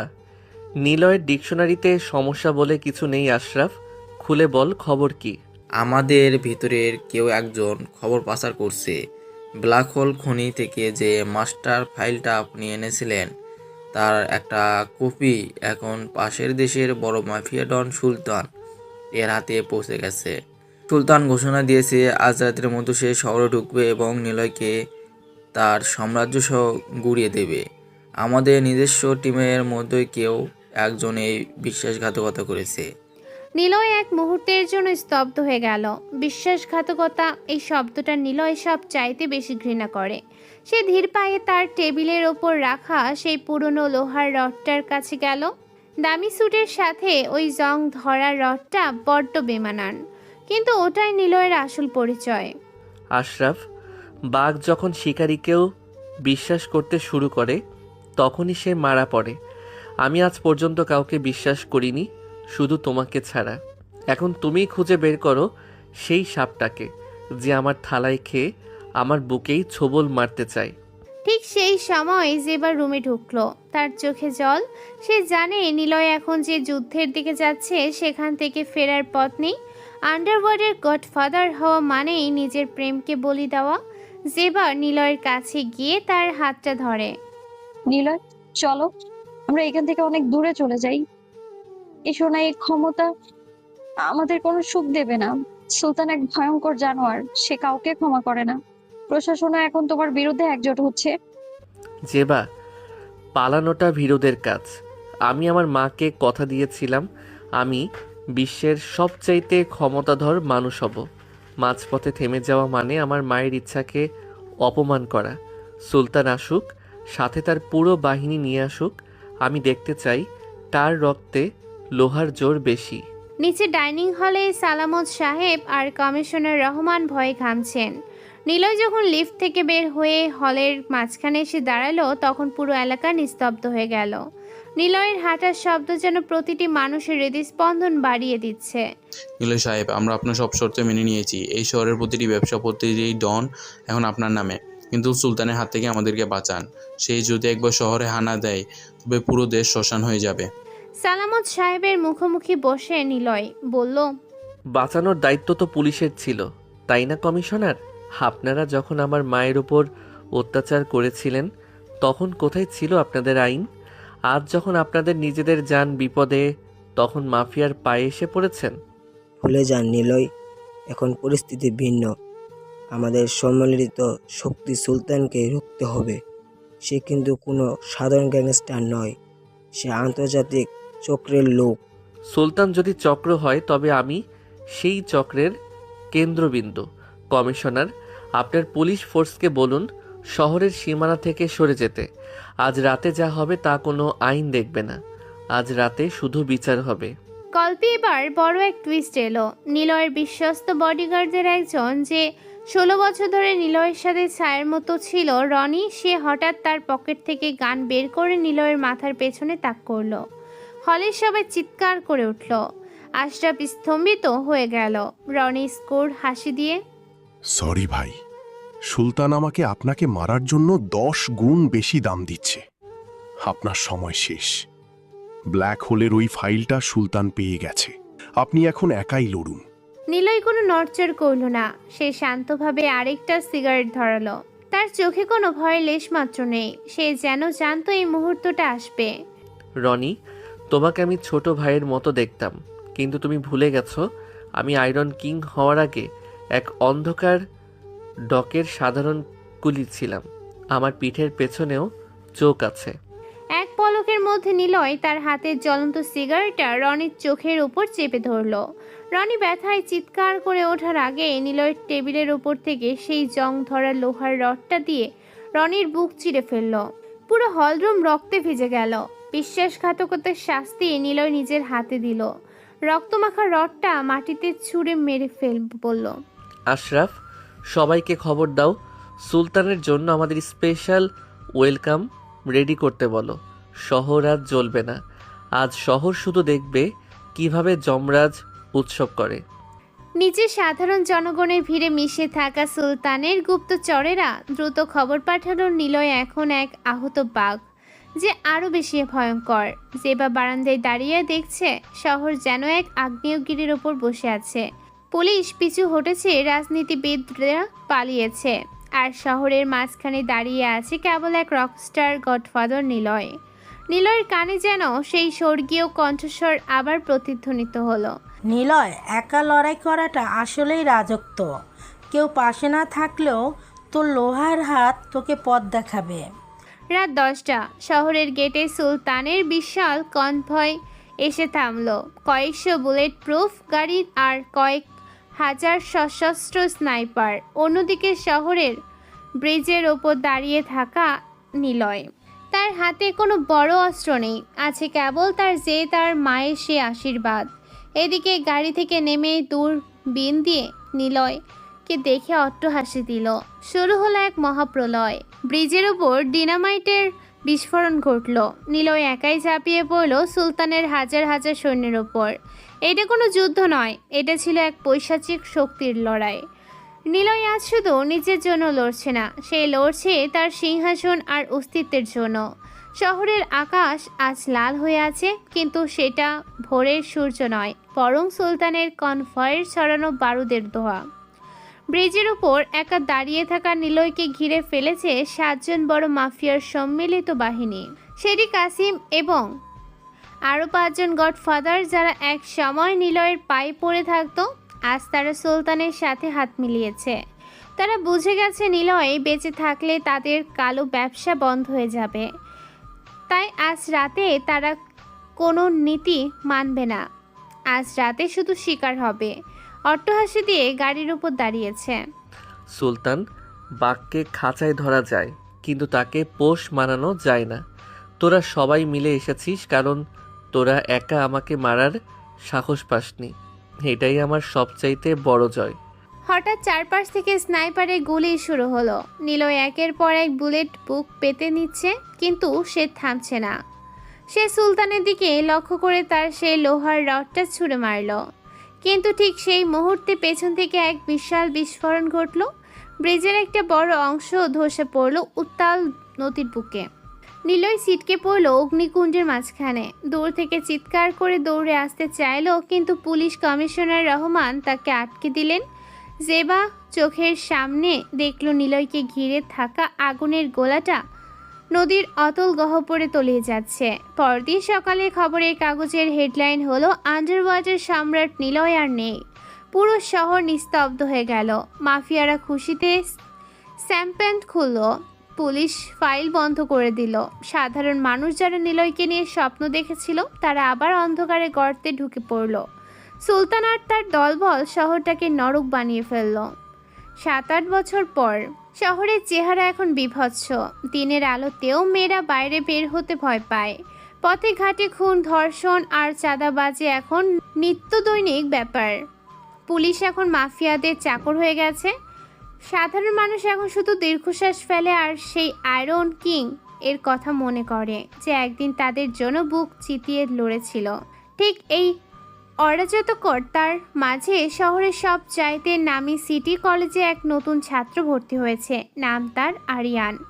একদম শান্ত ইনোসেন্ট সেই যুবক। চোখের চশমা, কাঁধে ব্যাগ, আর সব সময় বইয়ে মুখ গুজে থাকে সে। কেউ তার সাথে কথা বললে সে লাজুক হেসে এড়িয়ে যায়। কলেজের ক্যান্টিন। শহরের সব চাইতে বড় মাফিয়ার ছেলে ভিকি তার দলবল নিয়ে এক ছাত্রীকে হেনস্থা করেছে। ক্যান্টিনের সবাই মাথা নিচু করে আছে, কারণ ভিকির সাথে লাগা মানে মরণ। একটা মেয়ের হাত ধরে টেনে, কিরে, খুব তো দেমাক তোর। জানিস আমি কে? আমার বাবা এই শহরের সুলতানের ডান হাত। আমার কথা না শুনলে তোকে তুলে নিয়ে যাব, কেউ বাঁচাতে আসবে না। আরিয়ান ওরফে নিলয় ক্যান্টিনের এক কোণে বসে কফি খাচ্ছিল। সে ধীর পায়ে ভিকির দিকে এগিয়ে এলো। তার সেই চশমার আড়ালে চোখ দুটো কিন্তু সাধারণ কোনো ছাত্রের মতো নয়। আরিয়ান ভিকিকে বলল, ভাইয়া, মেয়েটিকে ছেড়ে দিন, ও তো ভয় পাচ্ছে। আমরা এখানে পড়তে এসেছি, মারামারি করতে নয়। আরে, নতুন মুরগি এসেছে নীতি কথা শোনাতে। এই চশমিশ, তুই জানিস কার সামনে দাঁড়িয়ে আছিস? যা এখান থেকে, না হলে তোর চশমা তোর চোখের ভিতর ঢুকিয়ে দেব। পিকি আরিয়ানের কলার চেপে ধরলো এবং তাকে এক ধাক্কায় মাটিতে ফেলে দিল। আরিয়ানের ব্যাগ থেকে বইগুলো ছড়িয়ে পড়ল। আরিয়ান মাথা নিচু করে বসে রইল। সবাই ভাবলো আরিয়ান একজন কাপুরুষ, কিন্তু কেউ লক্ষ্য করলো না আরিয়ানের হাতের মুঠি লোহার মতো শক্ত হয়ে গেছে। তার চোখের মণি তখন এক পুরনো আগ্নেয়গিরির মতো জ্বলছে। মাটি থেকে তার বইগুলো কুড়িয়ে নিতে নিতে নিচু স্বরে বলল, অন্যায় করা যেমন পাপ, অন্যায় সহ্য করাও তেমন পাপ। আমি শুধু দেখতে এসেছিলাম এই শহরটা কতটা নিচে নেমেছে। সেই রাতেই শহরের ডার্ক ইয়াঞ্জে এক ভয়াবহ ঘটনা ঘটল। সুলতানের 10 জন বডিগার্ড যারা মদের আসরে মেতেছিল, তারা হঠাৎ দেখলো অন্ধকারের মাঝখান থেকে এক ছায়া বেরিয়ে আসছে। তার পরনে কালো হুডি, হাতে কোনো আধুনিক বন্দুক নেই, আছে কেবল এক টুকরো জং ধরা লোহার রড। আমি যমরাজ। 8 বছর আগে তোরা যাকে মেরে ফেলেছিলি, আজ সে তোদের হিসাব নিতে এসেছে। শুরু হলো এক পৈশাচিক ধ্বংসলীলা। 7 বছর আগেকার সে একই স্টাইল, সে একই শক্তি। মাত্র 2 মিনিটে 10 জন সশস্ত্র ডনকে রক্ত গঙ্গার মাঝখানে শুয়ে দিল সেই রহস্যময় যুবক। সে যাওয়ার আগে দেয়ালে রক্ত দিয়ে লিখে দিয়ে গেল, আই এম ব্যাক। পরদিন সকালে পুরো শহরে হুলুস্থুলুস পড়ে গেল। সুলতান খবর পেয়ে সিংহাসন থেকে লাফিয়ে উঠল। তার হাত কাঁপতে শুরু করলো। সে ভাবলো এটা কি কোনো ভূতের কাজ নাকি? সেই শ্যাডো কিং ফিরে এসেছে। বর্তমানে যে এক বৃদ্ধ ভিখারির বেশে স্টেশনে থাকে, সেই খবর শুনে আকাশের দিকে তাকিয়ে হাসল। সে জানতো তার ভাই মরেনি। সে জানতো নিলয় ঠিকই ফিরবে যখন পাপের ঘরে পূর্ণ হবে। জেবা এখন সে একজন সমাজসেবী। সে যখন সেই ডার্ক ইয়ার্ডের ছবিটা দেখলো, তার চোখের জল বাদ মানল না। সে সেই হাতের লেখা চেনে। সে জানে তার নিলয় ফিরে এসেছে, কিন্তু কোথায় সে? এই ইনোসেন্ট আরিয়ানের পেছনে যে আসল গডফাদার লুকিয়ে আছে, তা কি কেউ ধরতে পারবে? নিলয়ের কানে যেন সেই গুমোট আওয়াজে বলে উঠলেন, নিলয়, এবারের লড়াই শুধু ক্ষমতার জন্য নয়, এবারের লড়াই ন্যায়ের জন্য। ধ্বংস করে দে সেই রাজত্ব যা তোকে আর তোর মানুষকে কষ্ট দিয়েছে। শহরের বুকে 8 বছর পর আবার সেই পরিচিত আতঙ্কের ছায়া নামতে শুরু করেছে। ডার্ক ইয়ার্ডের সেই 10টি লাশের খবর দাবানলের মতো ছড়িয়ে পড়েছে আন্ডারওয়ার্ল্ডের প্রতিটি গলিতে। সুলতান এখন আর শান্তিতে ঘুমাতে পারছে না। সে তার বিশাল প্রাসাদের চারপাশে নিরাপত্তা 4 গুণ বাড়িয়ে দিয়েছে, কিন্তু সে জানে না যে শত্রু তার প্রাসাদের বাইরে নয়, শত্রু মিশে আছে এই শহরের ভিড়ের মাঝে। দিনের আলোয় শহরটা এক শান্ত রূপ ধারণ করে। সিটি কলেজের করিডোর দিয়ে ধীর পায়ে হেঁটে যাচ্ছে আরিয়ান। চোখে মোটা ফ্রেমের চশমা, কাঁধে সস্তা একটা সাইড ব্যাগ। তাকে দেখলে যে কেউ ভাববে সে খুব সাধারণ কোনো মধ্যবিত্ত পরিবারের ছেলে, যে শুধু পড়াশোনা নিয়েই ব্যস্ত থাকে। কিন্তু সেই চশমার কাচের আড়ালে লুকিয়ে আছে এক জোড়া আগ্নেয়গিরি, যা যে কোনো মুহূর্তে ফেটে পড়তে পারে। কলেজের লাইব্রেরি। আরিয়ান টেবিলের এক কোণে বসে খুব মন দিয়ে একটা পুরনো আইনের বই পড়ছে। ঠিক সেই সময় সেখানে ঢুকলো কলেজের সব চাইতে প্রভাবশালী আর অহংকারী মেয়ে তানিয়া, যে শহরের ডেপুটি কমিশনারের মেয়ে। তানিয়ার সাথে আছে তার 4-5 জন চামচা। তখন তানিয়া আরিয়ানের টেবিলের ওপর সজোরে একটা চাপড় দিয়ে, এই চাশমিশ, এই টেবিলটা আমার, তুই জানিস না এখানে আমি ছাড়া কেউ বসে না? সাহস তো কম না তো? দুঃখিত তানিয়া, আমি জানতাম না এটা আপনার জায়গা। আমি এখনই উঠে যাচ্ছি। আসলে আমি তো নতুন, তো তাই নিয়মগুলো ঠিক বুঝি না। নিয়ম আমি বানাই এই কলেজে, যা এখান থেকে। আর শোন, কাল থেকে তোকে আবার এই লাইব্রেরিতে না দেখি। পড়াশোনা করে তুই কি করবি? তোদের মতো ফালতু ছেলেদের দিয়ে এই শহরের ড্রেন পরিষ্কার করানো উচিত। আরিয়ান কোনো প্রতিবাদ করল না। সে খুব ধীর পায়ে বইগুলো ব্যাগে ভরে লাইব্রেরি থেকে বেরিয়ে গেল। লাইব্রেরির বাইরে দাঁড়িয়ে থাকা ভিকি আর তার দলবল আরিয়ানকে দেখে হাসাহাসি করছিল। ভিকি আরিয়ানের পায়ে পা দিয়ে তাকে ল্যাং মারল। আরিয়ান মাটিতে পড়ে গেল। তার চশমাটা সিটকে দূরে গিয়ে পড়ল। আরিয়ানের চুলের মুঠি ধরে তুলে, কিরে ইনোসেন্ট কোকা, তানিয়ার কাছে জারি খেয়ে এখন মাটিতে গড়াগড়ি খাচ্ছিস? মনে রাখবি, এই শহরে থাকতে হলে আমাদের পায়ে পড়ে থাকতে হবে। তোর ওই চশমাটা যেমন আমি চাইলে এক পাড়া দিয়ে ভেঙে দিতে পারি, তেমনি তোর হাড়গুলো গুঁড়ো করে দিতে পারি। আমি খুব সাধারণ মানুষ ভাইয়া, আপনারা বড় লোক, আপনাদের অনেক ক্ষমতা, আমি আপনাদের সাথে লড়তে পারবো না, আমাকে মাফ করে দিন। আরিয়ান চলে যাওয়ার পর ভিকি তার বন্ধুদের বলল, শালা একদম ভীতু। এই শহরের এরকম ভীতুদের জন্যই তো আমাদের রাজত্ব চলে। কিন্তু ভিকি জানতো না আরিয়ান তখন মাথা নিচু করে চলে যাচ্ছিল। তখন তার ঠোঁটের কোণে ছিল এক পৈশাচিক হাসি। সে মনে মনে বলেছিল, ভিকি তোর সময় ফুরিয়ে আসছে। যে হাত দিয়ে আজ আমাকে ল্যাং মারলি, সে হাতটা কাল এই শহরের রাস্তায় পড়ে থাকবে। রাত 10টা। শহরটা যখন কৃত্রিম আলোয় সেজেছে, তখন আন্ডারওয়ার্ল্ডের এক গোপন আস্তানায় সুলতানের সেকেন্ড ইন কমান্ড কালা জাহাঙ্গীর বসে তার কালো টাকার হিসাব করছিল। চারদিকে সশস্ত্র পাহারাদার। জাহাঙ্গীর এই শহরের ড্রাগ সাপ্লাই চেইনের প্রধান। তার ইশারায় হাজার হাজার তরুণের জীবন ধ্বংস হয়ে গেছে। হঠাৎ আস্তানার সব লাইট একসাথে নিভে গেল। জেনারেটর চালু হওয়ার আগে অন্ধকারের ভেতর থেকে ডেসে এলো একটা অদ্ভুত শীষ দেওয়ার শব্দ। যে শীষটা শুনলে 8 বছর আগে মানুষের রক্ত হিম হয়ে যেত। কালা জাহাঙ্গীর ভীতু গলায় চিৎকার করে। অন্ধকারের ভেতর থেকে একটা ছায়া ধীর পায়ে এগিয়ে এলো। তার পরনে কালো হুডি, হাতে কোনো বন্দুক নেই, আছে কেবল সেই চিরচেনা জংধরা লোহার রড। পাহারাদাররা যখন গুলি করার চেষ্টা করলো, দেখলো তাদের বন্দুকের ম্যাগাজিনগুলো উধাও। কেউ একজন চোখের পলকে তাদের নিরস্ত্র করে দিয়েছে। হুডটা সরিয়ে জাহাঙ্গীরের মুখোমুখি দাঁড়িয়ে আরিয়ান। জাহাঙ্গীর, মনে আছে 8 বছর আগে তুই আমার মায়ের ওষুধের দোকানটা জ্বালিয়ে দিয়েছিলি? তুই ভেবেছিলি নিলয় মরে গেছে, কিন্তু নিলয় মরে না জাহাঙ্গীর। সে ফিরে আসে যখন পাপের ঘোড়া উপচে পড়ে। এই শহরের প্রতিটি ড্রাগস প্যাকেট মানে একটা মায়ের চোখের জল। তুই টাকা দিবি?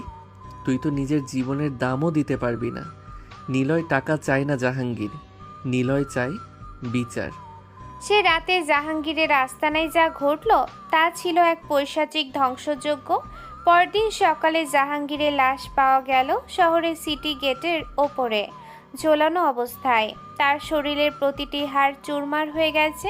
তার বুকের ওপর রক্ত দিয়ে লেখা ছিল, আন্ডারওয়ার্ল্ডের পরিচ্ছন্নতা অভিযান শুরু হলো। সকালে কলেজে যথারীতি আরিয়ান হাজির। সে আগের মতোই শান্ত, আগের মতোই ইনোসেন্ট। লাইব্রেরির সেই কোনায় বসে সে আবার বই পড়ছে। তানিয়া আর ভিকি যখন কলেজে ঢুকলো, তারা দেখলো পুরো কলেজে থমথমে পরিবেশ। জাহাঙ্গীরের মৃত্যুর খবর তাদের কানেও পৌঁছেছে। তানিয়া এখন আরিয়ানকে দেখে আগের মতো সাহস পেল না। তার মনে এক অজানা ভয় কাজ করতে শুরু করলো। জেবা এখন শহরের একজন নামকরা সাংবাদিক। সে জাহাঙ্গীরের লাশের ছবিটা দেখে থমকে গেল। সে তার অফিসের ড্রয়ার থেকে 8 বছর আগের একটা ডায়েরি বের করলো। ডায়েরির ভেতরে সেই একই হাতের লেখা। জেবা বিড়বিড় করে বলল, নীলা, তুমি ফিরে এসেছো? কোথায়? কিন্তু কোথায় তুমি? এই শহরের কোনো ছদ্মবেশের আড়ালে তুমি নিজেকে লুকিয়ে রেখেছো? বৃদ্ধ ভিখারি আশরাফ স্টেশনে বসে কাগজের টুকরোটা পড়ছিল। সে হাসলো। সে জানতো তার ভাই কাজ শুরু করে দিয়েছে। সে তার তালিমারা ঝোলা থেকে একটা পুরনো ওয়াকিটকি বের করলো, যা সে 8 বছর ধরে সযত্নে লুকিয়ে রেখেছিল। আশরাফ মৃদু স্বরে, ভাই, প্রথম উইকেট পড়ে গেছে। পুরো আন্ডারওয়ার্ল্ড এখন কাঁপছে। সুলতান আজ রাতে মিটিং ডেকেছে, সাবধান থেকো। আরিয়ান লাইব্রেরির ভেতরে বসে তার শার্ট ওয়াচে ম্যাচটা দেখল। সে বইয়ের পাতা উল্টে মুচকে হাসল।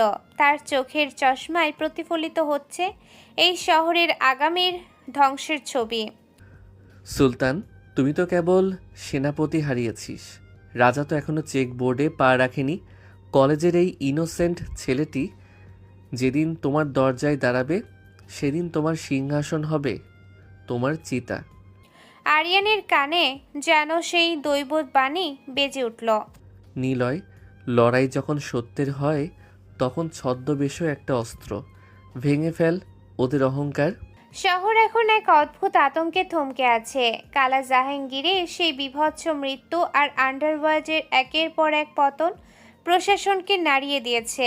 ডকইয়ার্ডের পর সিটি গেটে ঝোলানো লাশটি প্রমাণ করে দিচ্ছে যে শহরের এমন কেউ ঢুকেছে যার কোনো রেকর্ড নেই, কোনো ছবি নেই। সুলতানের মতো বড় বড় মাফিয়ারা এখন একে অপরকে সন্দেহের চোখে দেখছে। সুলতান তার গোপন বাঙ্গারে বসে ভাবছে, এটা কি পুলিশের কোনো নতুন অপারেশন, নাকি পুরনো কোনো শত্রু চিতার মতো ফিরে এসেছে। শহরের সিটি কলেজ। ভোরের মিষ্টি রোদে কলেজের মাঠটা শান্ত। আরিয়ান গাছের নিচে একা বসে একটা পুরনো জ্যামিতি বক্সের কাটাছেঁড়া নিয়ে কি যেন ভাবছে। তার চশমাটা নাকের ডগায় ঝুলে আছে, চুলগুলো অবিন্যস্ত। তাকে দেখে মনে হয় গত রাতে সে এক মুহূর্তের জন্য ঘুমায়নি। তানিয়া তার দামি এসইউভি গাড়ি থেকে নেমে আরিয়ানের দিকে তাচ্ছিলের হাসি দিয়ে এগিয়ে এলো। কি রে আরিয়ান, আজ লাইব্রেরিতে যাসনি? কাল তো খুব ঝাড়ি খেয়েছিস, ভয় পেয়েছিস নাকি? আরিয়ান চমকে উঠে মাথা তুলল। না তানিয়া, আসলে জ্যামিতির একটা অঙ্ক মেলাতে পারছিলাম না। আর ভয়, ওটা তো বড় লোকদের জন্য। আমাদের মতো গরিবদের ভয় পেয়ে লাভ কি? পেটে ক্ষুধা থাকলে ভয় এমনিতেই পালিয়ে যায়। তানিয়া ব্রু কুচকে আরিয়ানের চোখের দিকে তাকিয়ে বলল, তোর কথাগুলো ইদানিং কেমন জানি অদ্ভুত শোনায়। আচ্ছা আরিয়ান, তুই তো রাতে হোস্টেলে থাকিস। গত রাতে সিটি গেটের দিকে কোনো হইচই শুনেছিস? লোকে বলছে ওখানে কালা জাহাঙ্গীরকে কেউ একজন খুব নিষ্ঠুরভাবে মেরে ঝুলিয়ে রেখেছে। কালা জাহাঙ্গীরকে কোনো সিনেমাটিক ক্যারেক্টার? আমি তো ভাই পড়ার বাইরে কিছু জানি না। তবে সকালে শুনলাম পুলিশ নাকি রাস্তা ব্লক করে রেখেছে। খুব ভয়ঙ্কর কিছু হয়েছে মনে হয়। তানিয়া আর কিছু না বলে চলে গেল, কিন্তু তার মনে খটকা রয়ে গেল। আরিয়ান ছেলেটা বড্ড বেশি ইনোসেন্ট, নাকি এই ইনোসেন্টটাই একটা পর্দা। অন্যদিকে শহরের ডেপুটি কমিশনারের অফিসে এক জরুরি মিটিং চলছে। কমিশনার রহমান খুব অস্থিরভাবে পায়চারি করছেন। বছর পর আবার সেই একই প্যাটার্ন, সেই একই রকম নিষ্ঠুরতা। কিন্তু 8 বছর আগে যাকে আমরা শেষ করেছিলাম সে তো ফিরে আসার কথা নয়। ডক ইরাত থেকে সিটি গেট, প্রতিটা জায়গায় খুন হয়েছে লোহার রড দিয়ে, বন্দুক ব্যবহার করা হয়নি। কে এই লোক? স্যার, আন্ডারওয়ার্ল্ডের ডনরা এখন একজোট হচ্ছে। সুলতান আজ রাতে শহরের একটা পুরনো জুট মিলে সব গ্যাং লিডারদের ডেকেছে। তারা নাকি নিজেদের মধ্যে বিচার করবে যে কার লোক এই কাজগুলো করছে। আমার মনে হয় এখানে হানা দেওয়া উচিত। রাত 1টা। শহরের পরিত্যক্ত সেই জুট মিল। চারদিকে সশস্ত্র পাহারাদার, হাতে একে 47। ভেতরে মশাল জ্বলছে। শহরের 7টি বড় গ্যাংয়ের লিডারেরা গোল হয়ে বসে আছে।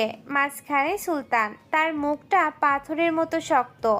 সুলতান সবার দিকে তীক্ষ্ণ নজর দিয়ে, ভাই, আমরা কেউ কিছু জানি না, তবে গুজব আছে সেই ছায়াটা কোনো মানুষ নয়, সে একটা প্রেতাত্মা। সে নাকি দেয়ালের মধ্যে দিয়ে যাতায়াত করতে পারে। তার সামনে দাঁড়ালে নাকি মানুষ হাত পা অবশ হয়ে যায়। ঠিক সেই সময় জুট মিলের টিনের চালায় একটা খটখট শব্দ হলো। পাহারাদাররা সাথে সাথে ওপরের দিকে গুলি চালালো, কিন্তু কোথাও কেউ নেই। হঠাৎ একটা ভারী লোহার চেইন ওপর থেকে ঝুলে এলো, আর সেই চেনের শেষে ঝুলছে একটা রক্তমাখা শার্ট। সুলতান শার্টটা দেখে স্তব্ধ হয়ে গেল। ওটা ছিল জাহাঙ্গীরের শার্ট। অন্ধকারের ভেতর থেকে একটা ভারী গম্ভীর কণ্ঠস্বর ভেসে এলো, কিন্তু কাউকে দেখা যাচ্ছে না। কণ্ঠটা জুট মিলের দেয়ালে দেয়ালে প্রতিধ্বনিত হচ্ছে। সুলতান, রাজা যখন বিচার করতে আসে তখন প্রজার পালানোর পথ থাকে না। তুই যাদের সিংহাসন দিয়েছিস তাদের কবর খোঁড়ার সময় হয়ে গেছে। আজ রাতে এই ঘরে যারা বসে আছিস তাদের মধ্যে একজন কাল সকালের সূর্য দেখতে পাবি না। লটারি শুরু হোক। পুরো মিলের ভেতরে অন্ধকার হয়ে গেল। জেনারেটর কেটে দেয়া হয়েছে। শুরু হলো এলোপাথারি গোলাগুলি। পাহারাদাররা কার দিকে গুলি ছুড়ছে তারা নিজেরাই জানে না। অন্ধকারের ভেতরে কেবল দেখা যাচ্ছে একটা ছায়া, বাতাসের মতো এদিক থেকে ওদিকে যাচ্ছে। আর প্রতিটি ছায়ার নড়াচড়ার সাথে সাথে শোনা যাচ্ছে মানুষের হাড় ভেঙে যাওয়ার কটমট শব্দ। প্রায় 10 মিনিট পর জুট মিলের ভেতরে আবার আলো জ্বলে উঠল। সুলতান দেখল তার 7জন গ্যাং লিডারের মধ্যে 6জনই মেঝের ওপর পড়ে আছে। তাদের কারোর শরীরে বুলেটের দাগ নেই, প্রতিটি লাশ রাখা হয়েছে এমনভাবে যেন তারা মাফিয়া ডন নয়, বরং রাস্তার জঞ্জাল। সুলতান একা দাঁড়িয়ে কাঁপছে, তার হাতে থাকা বন্দুকটা হঠাৎ করে হাত থেকে উড়ে গেল। কেউ একজন লাথি দিয়ে ওটা ফেলে দিয়েছে। কেউ এলো না, কেবল জানালার কাঁচ ভেঙে একটা ছোট চিরকুট সুলতানের পায়ের কাছে পড়ল। চিরকুটের লেখা ছিল, রাজাস খুশি, তাই তোকে আরও কয়েকটা দিন জ্যান্ত রাখা হলো। তুই শুধু দেখবি কিভাবে তোর তাসের ঘর ধুলোয় মিশে যায়। পরদিন সকালে সিটি কলেজের হোস্টেলে আরিয়ানকে দেখা গেল। সে খুব শান্তভাবে আর ড্রয়ার গুছিয়ে রাখছে। পাশের রুমের এক বন্ধু এসে বলল, আরিয়ান, শুনলি কাল রাতে নাকি জুট মিলে এক বিশাল মারামারি হয়েছে? ডন সুলতানের সব লোক নাকি খতম। সত্যি? এত ভয়ঙ্কর ব্যাপার? এই শহরে তো আর থাকাই যাবে না দেখছি। আমার মা শুনলে তো খুব চিন্তা করবেন। আরিয়ান তার ডায়েরিটা বের করে এক কোনায় ছোট করে একটা ক্রস চিহ্ন দিল।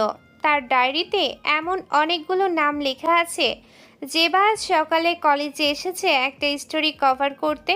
সে করিডোর দিয়ে যাওয়ার সময় আরিয়ানের মুখোমুখি হলো। আরিয়ান নিচু হয়ে সালাম দিল।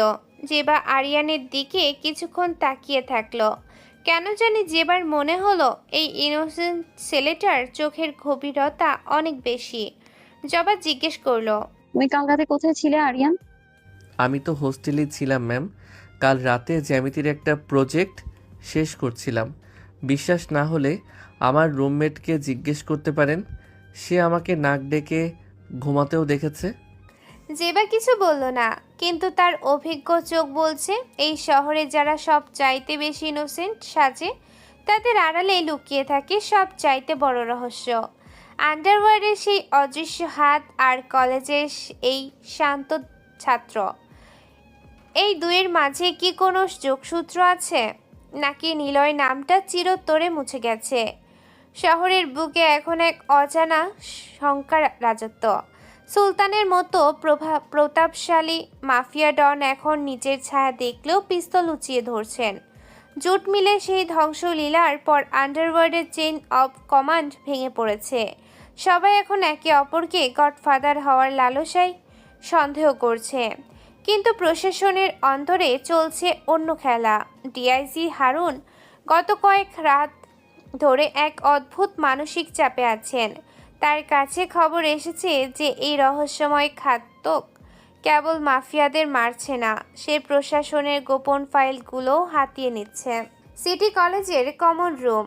আরিয়ান এক কোণে বসে খুব মনোযোগ দিয়ে একটা পুরনো রেডিও সারাই করার চেষ্টা করছে। তার চশমাটা বারবার নাকের উপর থেকে নিচে নেমে যাচ্ছে, আর সে খুব বিরক্ত হয়ে সেটা ঠিক করেছে। তাকে দেখে মনে হচ্ছে দুনিয়ার কোনো খবরই তার কাছে নেই। সে শুধু এই পুরনো যন্ত্রণা নিয়ে পড়ে থাকতে চায়। আরিয়ান, তুমি কি জানো কাল রাতে ডক ইয়ার্ডে কি হয়েছে? সুলতানের 12 জন বডিগার্ডকে কেউ একজন মাত্র 10 মিনিটে জমের দুয়ারে পাঠিয়ে দিয়েছে। পুরো শহরে এখন পুলিশের সয়লাভ। রেডিও তারগুলো জোড়া দিতে দিতে খুব শান্ত গলায় বলল, তানিয়া, শহর যদি পুলিশের সয়লাভ হয় তবে তো ভালোই। আমরা সাধারণ ছাত্ররা শান্তিতে পড়াশোনা করতে পারবো। ডকইয়ার্ডের কথা বলছেন, ওগুলো তো মাফিয়াদের এলাকা, ওখানে তো মারামারি হবেই। আমাদের মতো ভালো ছেলেদের ওইসব নিয়ে মাথা ঘামিয়ে লাভ কি?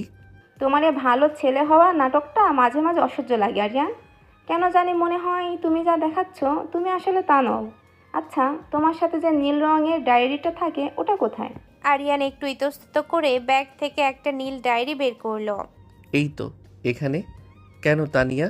এখানে তো শুধু আমার অঙ্কের হিসাব আর মায়ের কিছু ওষুধের নাম লেখা। আপনি কি দেখতে চান? আরিয়ান ডায়েরিটা তানিয়ার দিকে বাড়িয়ে দিল। তানিয়া দ্রুত ডায়েরির পাতাগুলো উল্টে দেখল। সেখানে আসলেই কিছু সাধারণ হিসাব আর পড়াশোনার নোট ছাড়া আর কিছুই নেই। তানিয়া হতাশ হয়ে ডায়েরিটা ফেরত দিল।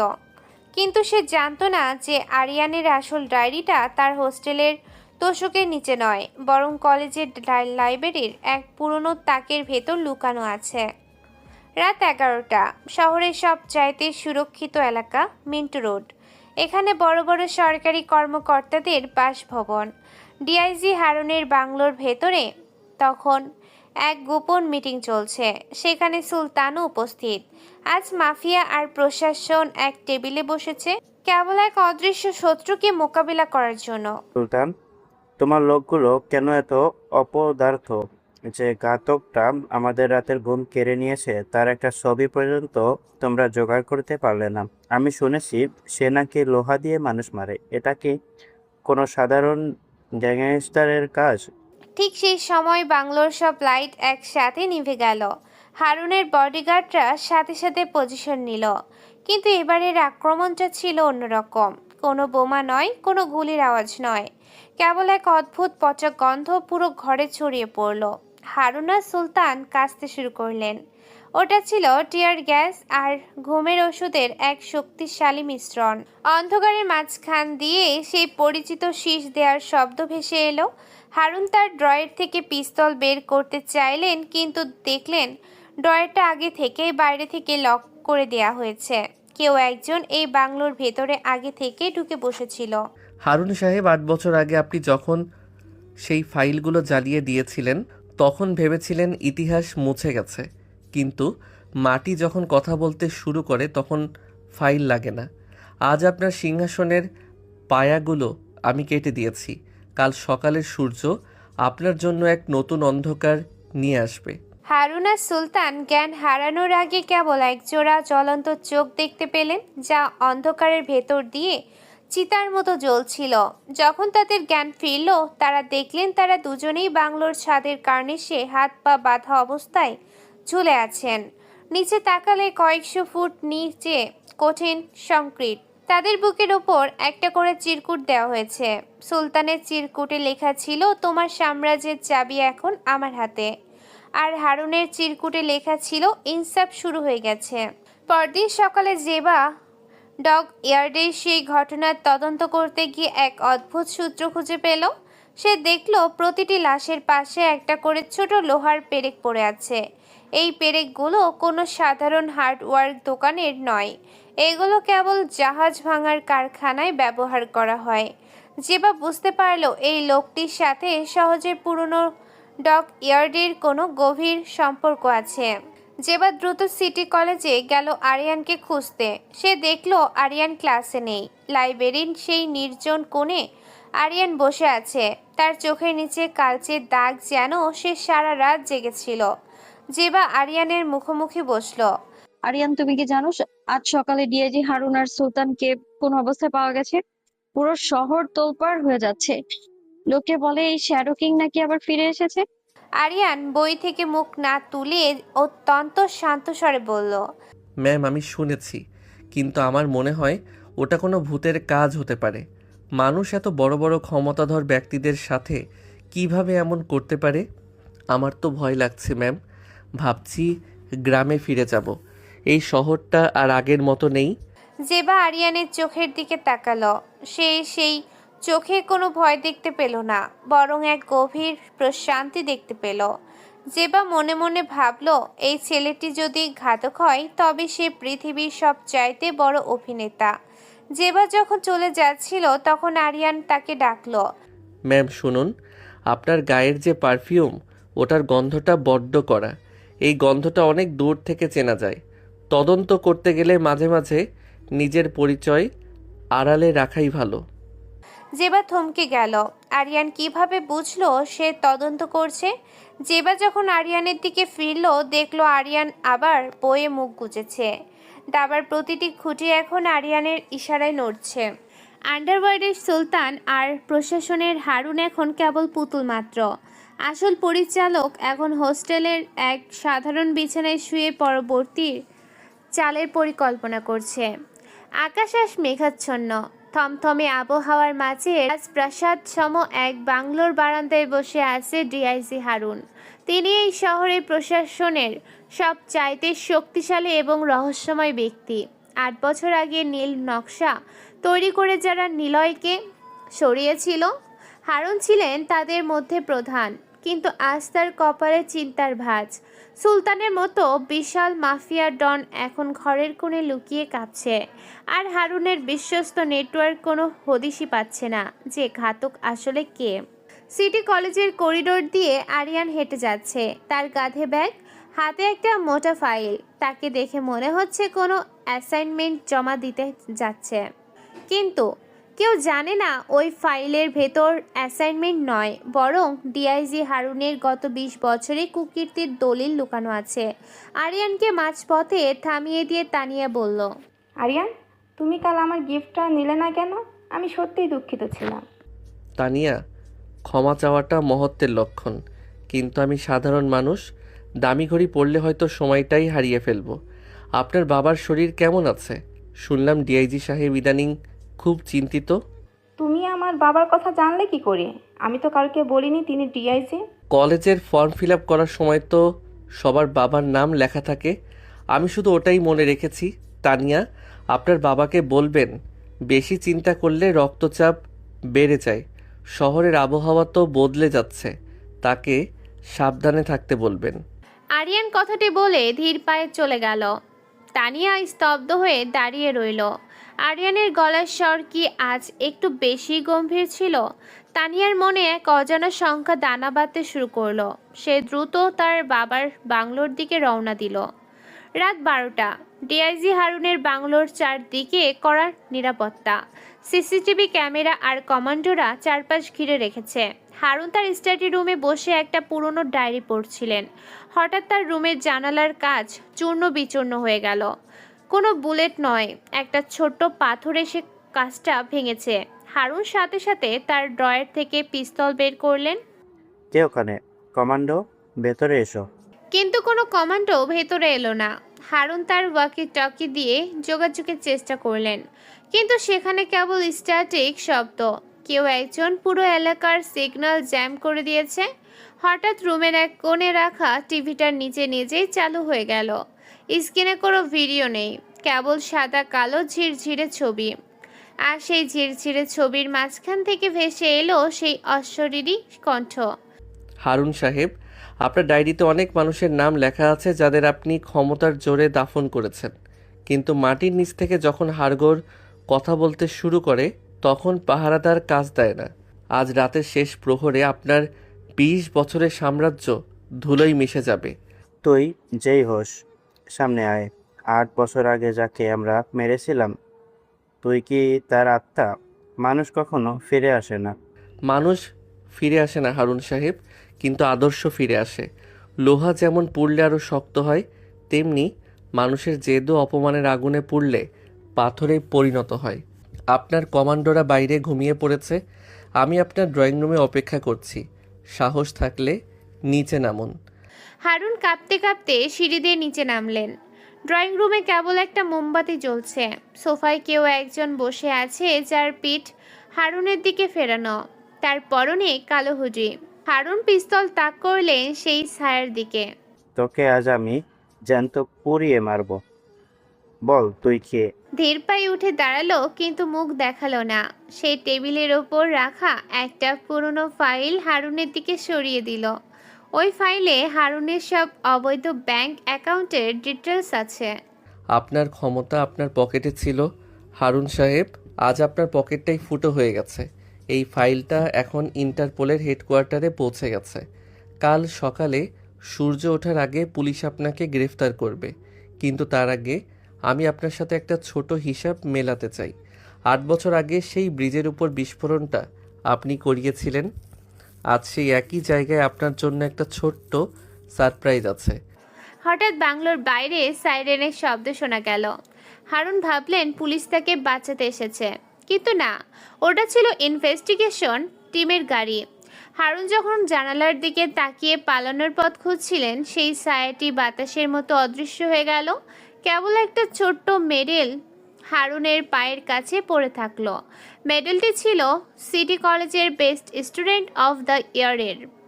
পরদিন সকালে ডিআইজি হারুনের গ্রেফতারের খবর পুরো দেশে তোলপাড় সৃষ্টি করলো। প্রশাসন এখন কাঁপছে। জেবা হারুনের বাংলোর সামনে গিয়ে রিপোর্টিং করছিল। সে মেডেলটি খুঁজে পেল এবং দেখে চমকে উঠল। এই মেডেলটি তো আরিয়ানের পাওয়ার কথা ছিল। আরিয়ান? কিন্তু আরিয়ান তো কাল সারা রাত কলেজের হোস্টেলে তানিয়ার সাথে শেয়ার করছিল। তানিয়া নিজেই তো তা বললো। তবে এই মেডেল এখানে কিভাবে এলো? কেউ কি আরিয়ানকে ফাঁসাতে চাইছে, নাকি আরিয়ান নিজেই এক বিশাল নাটকের পরিচালক? সিটি কলেজের লাইব্রেরি। আরিয়ান বসে খুব মনোযোগ দিয়ে একটা ইংরেজি উপন্যাস পড়ছে। তানিয়া দৌড়ে তার কাছে এলো। তানিয়ার চোখে জল। সে তার বাবাকে হারানোর শোকে পাথর হয়ে গেছে। আরিয়ান, আমার বাবা, তাকে পুলিশ নিয়ে গেছে। তিনি নাকি অনেক বড় অপরাধী। তুমি বলেছিলে না সময় আমাদের আয়ত্তে থাকে। আমার সময় কেন এমন হয়ে গেল আরিয়ান?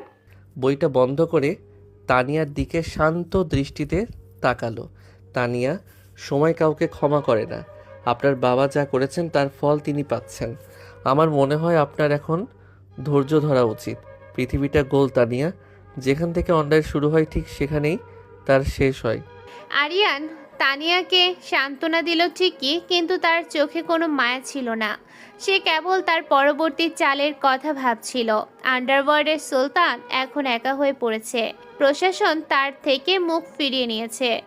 আরিয়ান জানে সুলতান এবার মরণ কামড় দেবে, কিন্তু আরিয়ানও তৈরি। কলেজের এই ইনোসেন্ট ছেলেটি আজ রাতে তার সব চাইতে বড় শিকারটি ধরবে।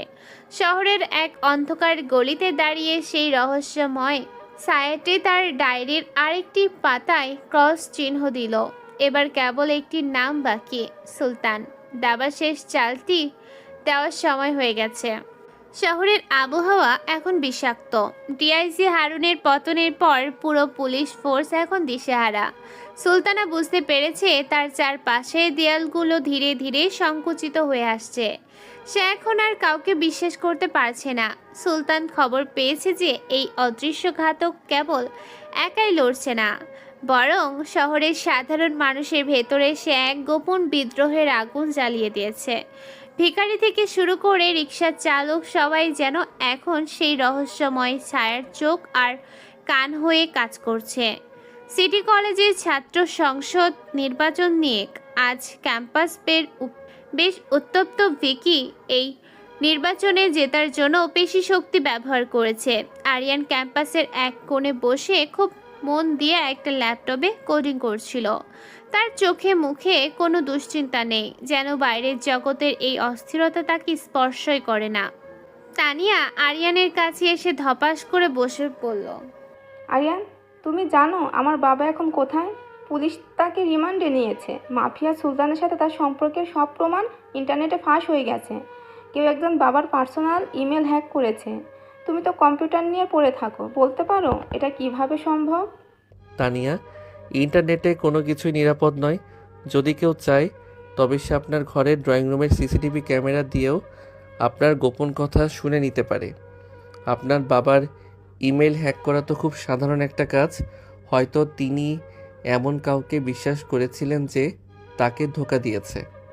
আমি জানি আরিয়ান, এই সব কিছু পেছনে সেই লোকটা আছে যাকে সবাই ছায়া বলছে। সে আমার পরিবারকে ধ্বংস করে দিয়েছে। আমি শপথ করছি আমি তাকে খুঁজে বের করবই। তানিয়া, যে অন্ধকারকে খুঁজতে যায় সে নিজেই অন্ধকারে হারিয়ে যায়। আপনার বাবার পাপের বোঝা অনেক ভারী ছিল, সেটা হয়তো সময়ের আগেই ভেঙে পড়েছে। আপনি বরং নিজের পড়াশোনায় মন দিন। আরিয়ান ল্যাপটপ বন্ধ করে উঠে দাঁড়ালো। সে জানে আজ রাতটা হবে এক চূড়ান্ত পরীক্ষার রাত। সুলতান আজ রাতে শহর ছেড়ে পালানোর পরিকল্পনা করেছে। সে তার সব সোনা আর নগদ টাকা নিয়ে সীমান্তের দিকে রওনা দেবে, কিন্তু আরিয়ান তাকে এত সহজে ছাড়বে না। রাত 12টা। শহরের উপর কণ্ঠে এক নির্জন হাইওয়ে। সুলতানের কনভয়ে 10টি বুলেট প্রুফ গাড়ি। সুলতান নিজে মাঝখানের গাড়িতে বসে ঘামছে। তার হাতে একটা সাব মেশিন গান। সে জানে আজ রাতে তাকে কেউ বাধা দেবেই। হঠাৎ হাইওয়ের দুপাশের স্ট্রিট লাইটগুলো দপ করে নিভে গেল, কিন্তু গাড়ি থামার আগে এক বিকট শব্দের প্রথম এবং শেষ গাড়িটি বিস্ফোরিত হলো। ল্যান্ডমাইন ব্যবহার করা হয়েছে। সুলতানের বাকি 8টি গাড়ি এখন মাঝখানের রাস্তায় আটকা পড়ে গেল। অন্ধকারের ভেতর থেকে কোনো শীষ নয়, এবার ভেসে এলো এক পুরনো বাংলা গানের সুর। গানটি ছিল সেই মায়ের প্রিয় গান যা নিলয় ছোটবেলায় শুনতো। বডিগার্ডরা গাড়ি থেকে নেমে এলোপাথারি গুলি চালাতে লাগলো, কিন্তু তারা কাউকে দেখতে পাচ্ছিল না। হঠাৎ জঙ্গল থেকে এক জোড়া সার্চ লাইট জ্বলে উঠল। সেই তীব্র আলোয় বডিগার্ডদের চোখ ধাঁধিয়ে গেল। আর সেই আলোর মাঝখান থেকে হেঁটে এলো এক দীর্ঘদেহী মানুষ। তার হাতে কোনো বন্দুক নেই, কেবল দুই হাতে দুটি ধারালো লোহার শিকল। সুলতান গাড়ির ভেতর থেকে দেখলো সেই ছায়াটি। সে পাগলের মতো গুলি করতে লাগলো, কিন্তু সেই ছায়াটি বাতাসের মতো এদিক সেদিক সরে গিয়ে প্রহরীদের একে একে নিস্তেজ করে দিচ্ছে। শিকলের আঘাতে মানুষের মাথা ফেটে যাওয়ার শব্দে রাতের নিস্তব্ধতা খান খান হয়ে গেল। সুলতান, তুই ভেবেছিলি সোনা নিয়ে পালিয়ে যাবি? এই সোনা তো মানুষের রক্ত দিয়ে বানানো। রক্ত কখনো সীমান্ত পার হতে দেয় না। আজ তোকে ওই আগুনের ভেতর দিয়েই যেতে হবে। মিনিট 10 মধ্যে সুলতানের সব বডিগার্ড মাটিতে লুটিয়ে পড়ল। সুলতান একা গাড়ির ভেতরে বন্দি। সে দেখল সেই রহস্যময় লোকটি গাড়ির কাচের সামনে এসে দাঁড়ালো। লোকটির মুখ ঢাকা, কেবল চোখ দুটো দেখা যাচ্ছে। সেই চোখ দেখে সুলতানের আত্মা কেঁপে উঠল। সে বিড়বিড় করে বলল। সায়েটি কোনো উত্তর দিল না। সে কেবল গাড়ির তেলের ট্যাঙ্ক একটা দেশলাই কাঠি জ্বালিয়ে ছুড়ে দিল। সুলতান চিৎকার করতে করতে গাড়ির দরজা খোলার চেষ্টা করলো, কিন্তু দরজা বাহির থেকে জ্যাম করে দেয়া হয়েছে। দাউ দাউ করে জ্বলতে থাকা গাড়ির সামনে দাঁড়িয়ে সেই ছায়াটি এক অদ্ভুত প্রশান্তি অনুভব করছিল। পরদিন সকালে হাইওয়ের ওপর সুলতানের পোড়া গাড়ির ধ্বংসাবশেষ পাওয়া গেল। সুলতান নিখোঁজ নাকি পুড়ে ছাই হয়ে গেছে তা নিয়ে ধোঁয়াশা তৈরি হলো। পুলিশ কমিশনার রহমান ঘটনাস্থল পরিদর্শন করে একটা ছোট চিরকুট পেলেন। তাতে লেখা ছিল, আন্ডারওয়ার্ল্ডের চ্যাপ্টার ক্লোজড। জেবা সকালে কলেজে গিয়ে আরিয়ানকে দেখলো কলেজের শহীদ মিনারের সামনে ফুল দিচ্ছে। আরিয়ানের চোখে আজ জল। জেবা কাছে গিয়ে জিজ্ঞেস করলো, আরিয়ান, তুমি কাঁদছো কেন? ম্যাম, আজ আমার মায়ের মৃত্যুবার্ষিকী। মা বলতেন, যখন সব অন্ধকার হয়ে যায় তখন কেউ না কেউ প্রদীপ জ্বালাতে আসে। আজ আমার মনে হচ্ছে এই শহরের অন্ধকারটা একটু হলেও কমেছে। জেবা আরিয়ানের কথা শুনে শিউরে উঠল। গতকাল রাতে সুলতানের মৃত্যু আর আজ আরিয়ানের মায়ের মৃত্যুবার্ষিকী, দুটো কি নিছক কাকতালীয়। জেবা আরিয়ানের পকেটের দিকে তাকিয়ে দেখলো একটা লোহার চাবির রিং বের হয়ে আছে। রিংটি ঠিক সেই ধাঁচের লোহার তৈরি যা গতকালের হত্যাকাণ্ডে ব্যবহার করা হয়েছে। আরিয়ান, তোমার এই চাবির রিংটা তো বেশ সুন্দর, কোথায় পেলে? এটা আমার মা আমাকে দিয়েছিলেন ম্যাম। জং ধরা লোহা, কিন্তু এর ভেতরেই আমার সব শক্তি লুকিয়ে আছে। আমি এখন ক্লাসে যাচ্ছি ম্যাম। আজ আমাদের একটা গুরুত্বপূর্ণ পরীক্ষা আছে। আরিয়ান চলে যাওয়ার পর জেবা সেখানেই দাঁড়িয়ে রইল। সে বুঝতে পারছে ইনোসেন্ট ছেলেটি আসলে এক বিশাল ঝড়ের কেন্দ্রবিন্দু। সে হয়তো কোনো বড় মিশন শেষ করে এখন আবার সাধারণ জীবনে ফেরার নাটক করছে। কিন্তু আন্ডারওয়ার্ল্ড কি তাকে এত সহজে ছাড়বে? সুলতান কি সত্যি মারা গেছে, নাকি সে আবার ফিরে আসবে আরও ভয়ঙ্কর কোনো রূপে? দাবার চালগুলো এখন আরও জটিল হয়ে উঠছে। আরিয়ান তার নীল ডায়েরিটা বের করে সুলতানের নামের ওপর এক বিশাল ক্রস চিহ্ন দিয়ে দিল। সবাই ভাবছে গল্প শেষ, কিন্তু আরিয়ান জানে আসলে শয়তানরা এখনো সিংহাসনের পেছনে লুকিয়ে আছে। শহরের বাতাসে এখন শ্মশানের স্তব্ধতা।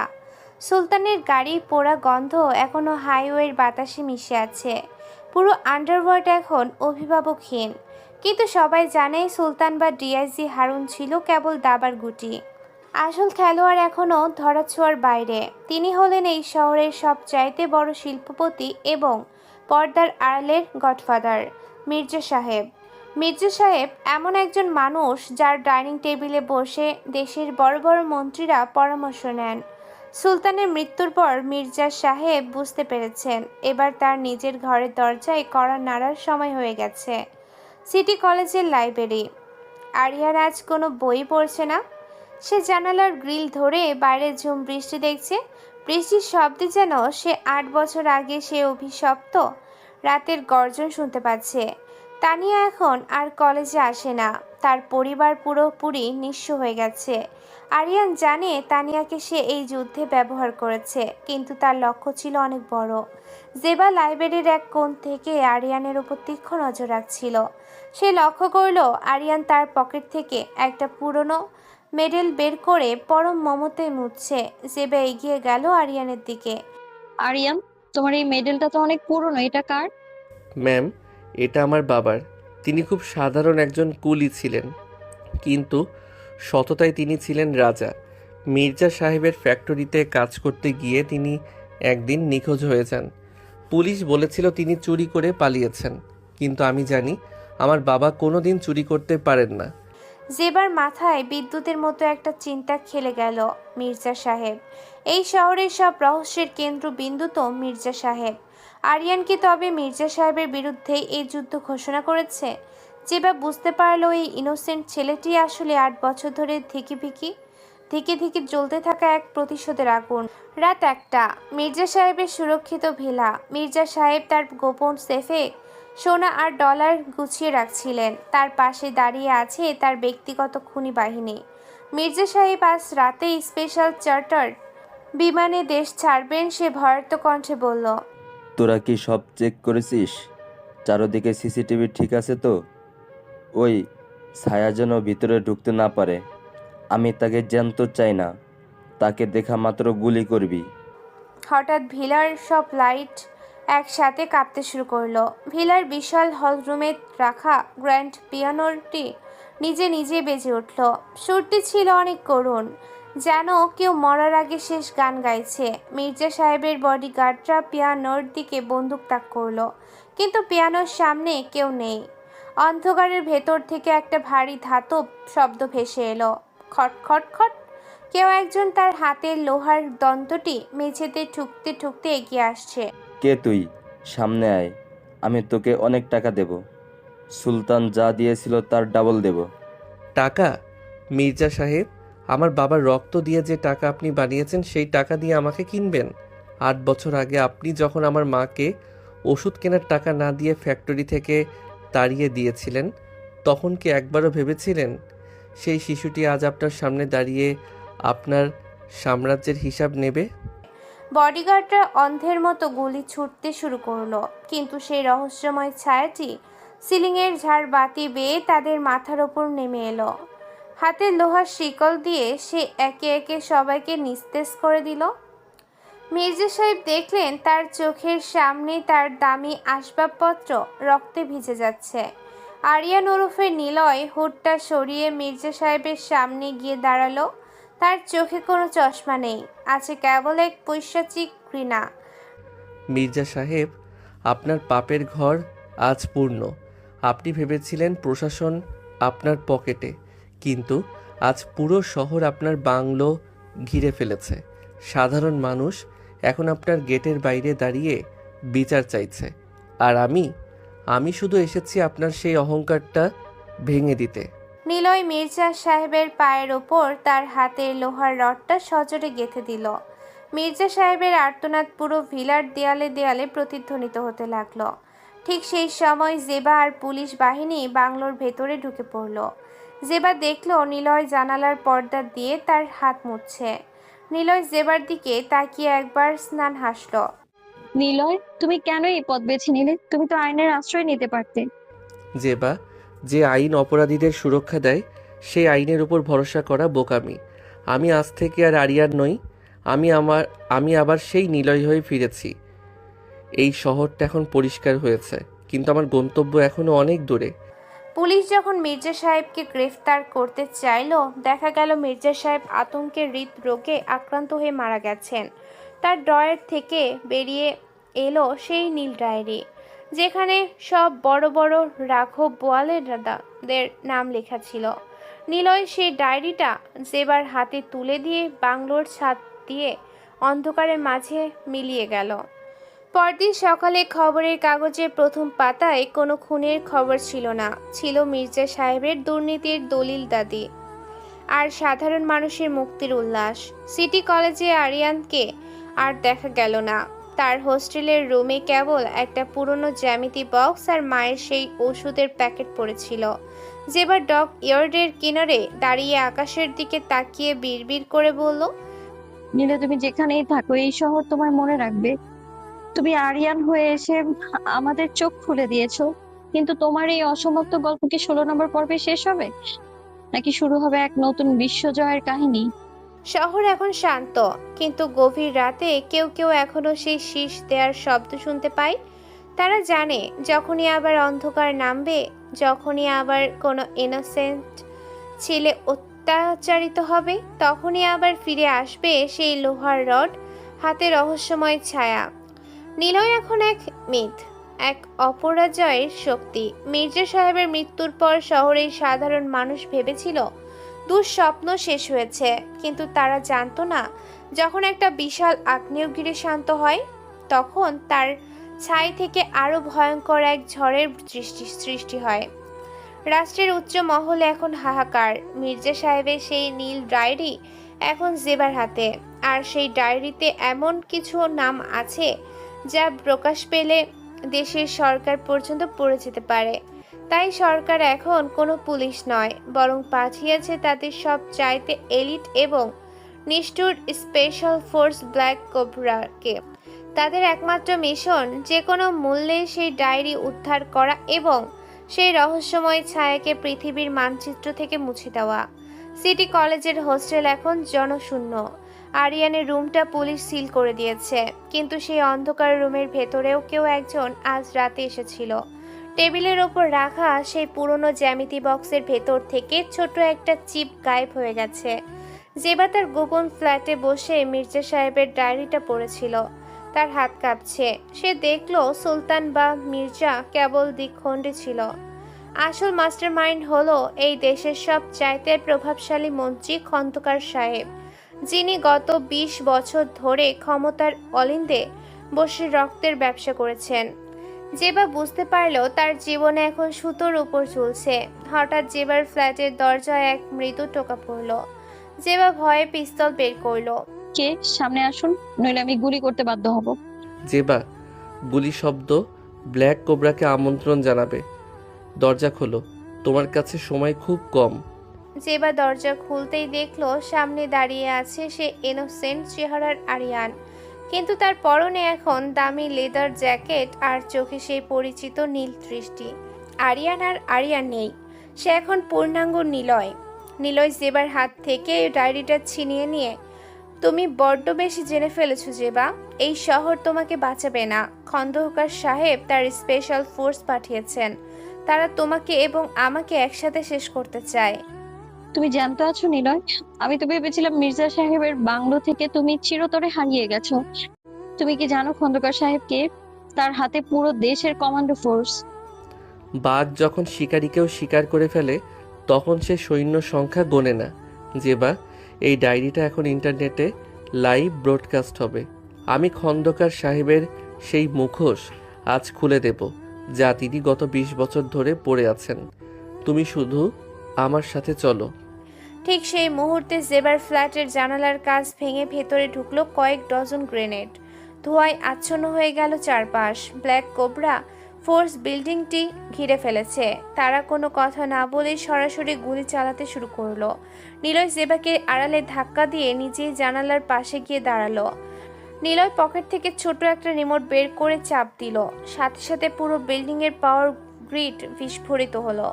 অন্ধকার নেমে এলো, কিন্তু এই অন্ধকার নিলয়ের এলাকা। সে তার হাতে লোহার শিকল দিয়ে দেয়াল বেয়ে নিচে নেমে এলো।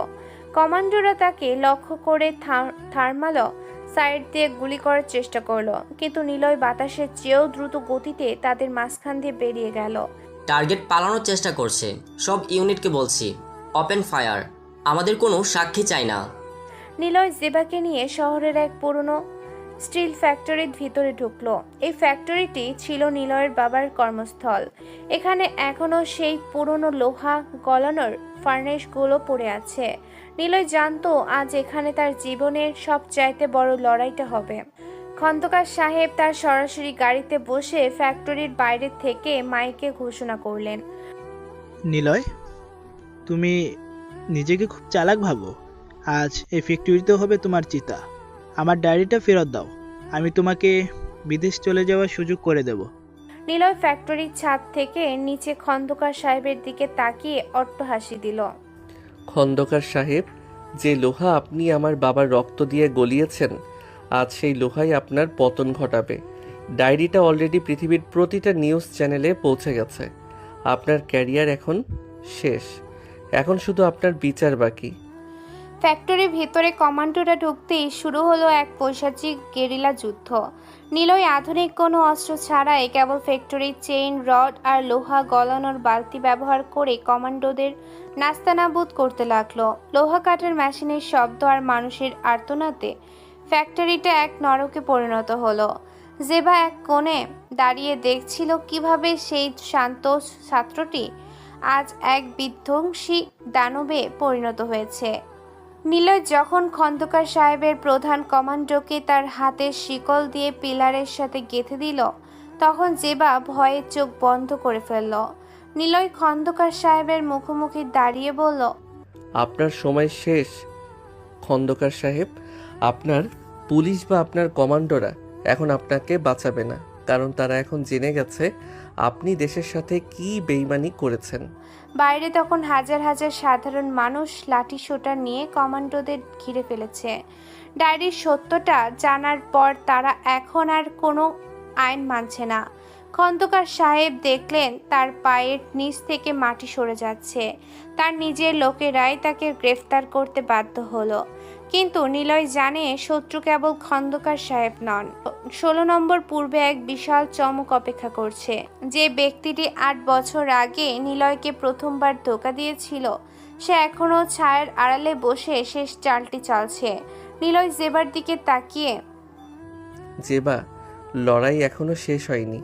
আমি যে ইনোসেন্ট ছেলেটি সেজেছিলাম তার পেছনে আরও একটা বড় সত্য আছে। আমার এই প্রত্যাবর্তনের পেছনে এমন একজন আছে যাকে তুমি কল্পনাও করতে পারবে না। নিলয় খন্দকার সাহেবের সব ফাইল পুড়িয়ে দিয়ে ফ্যাক্টরির ধোঁয়ার মাঝখানে মিলিয়ে গেল।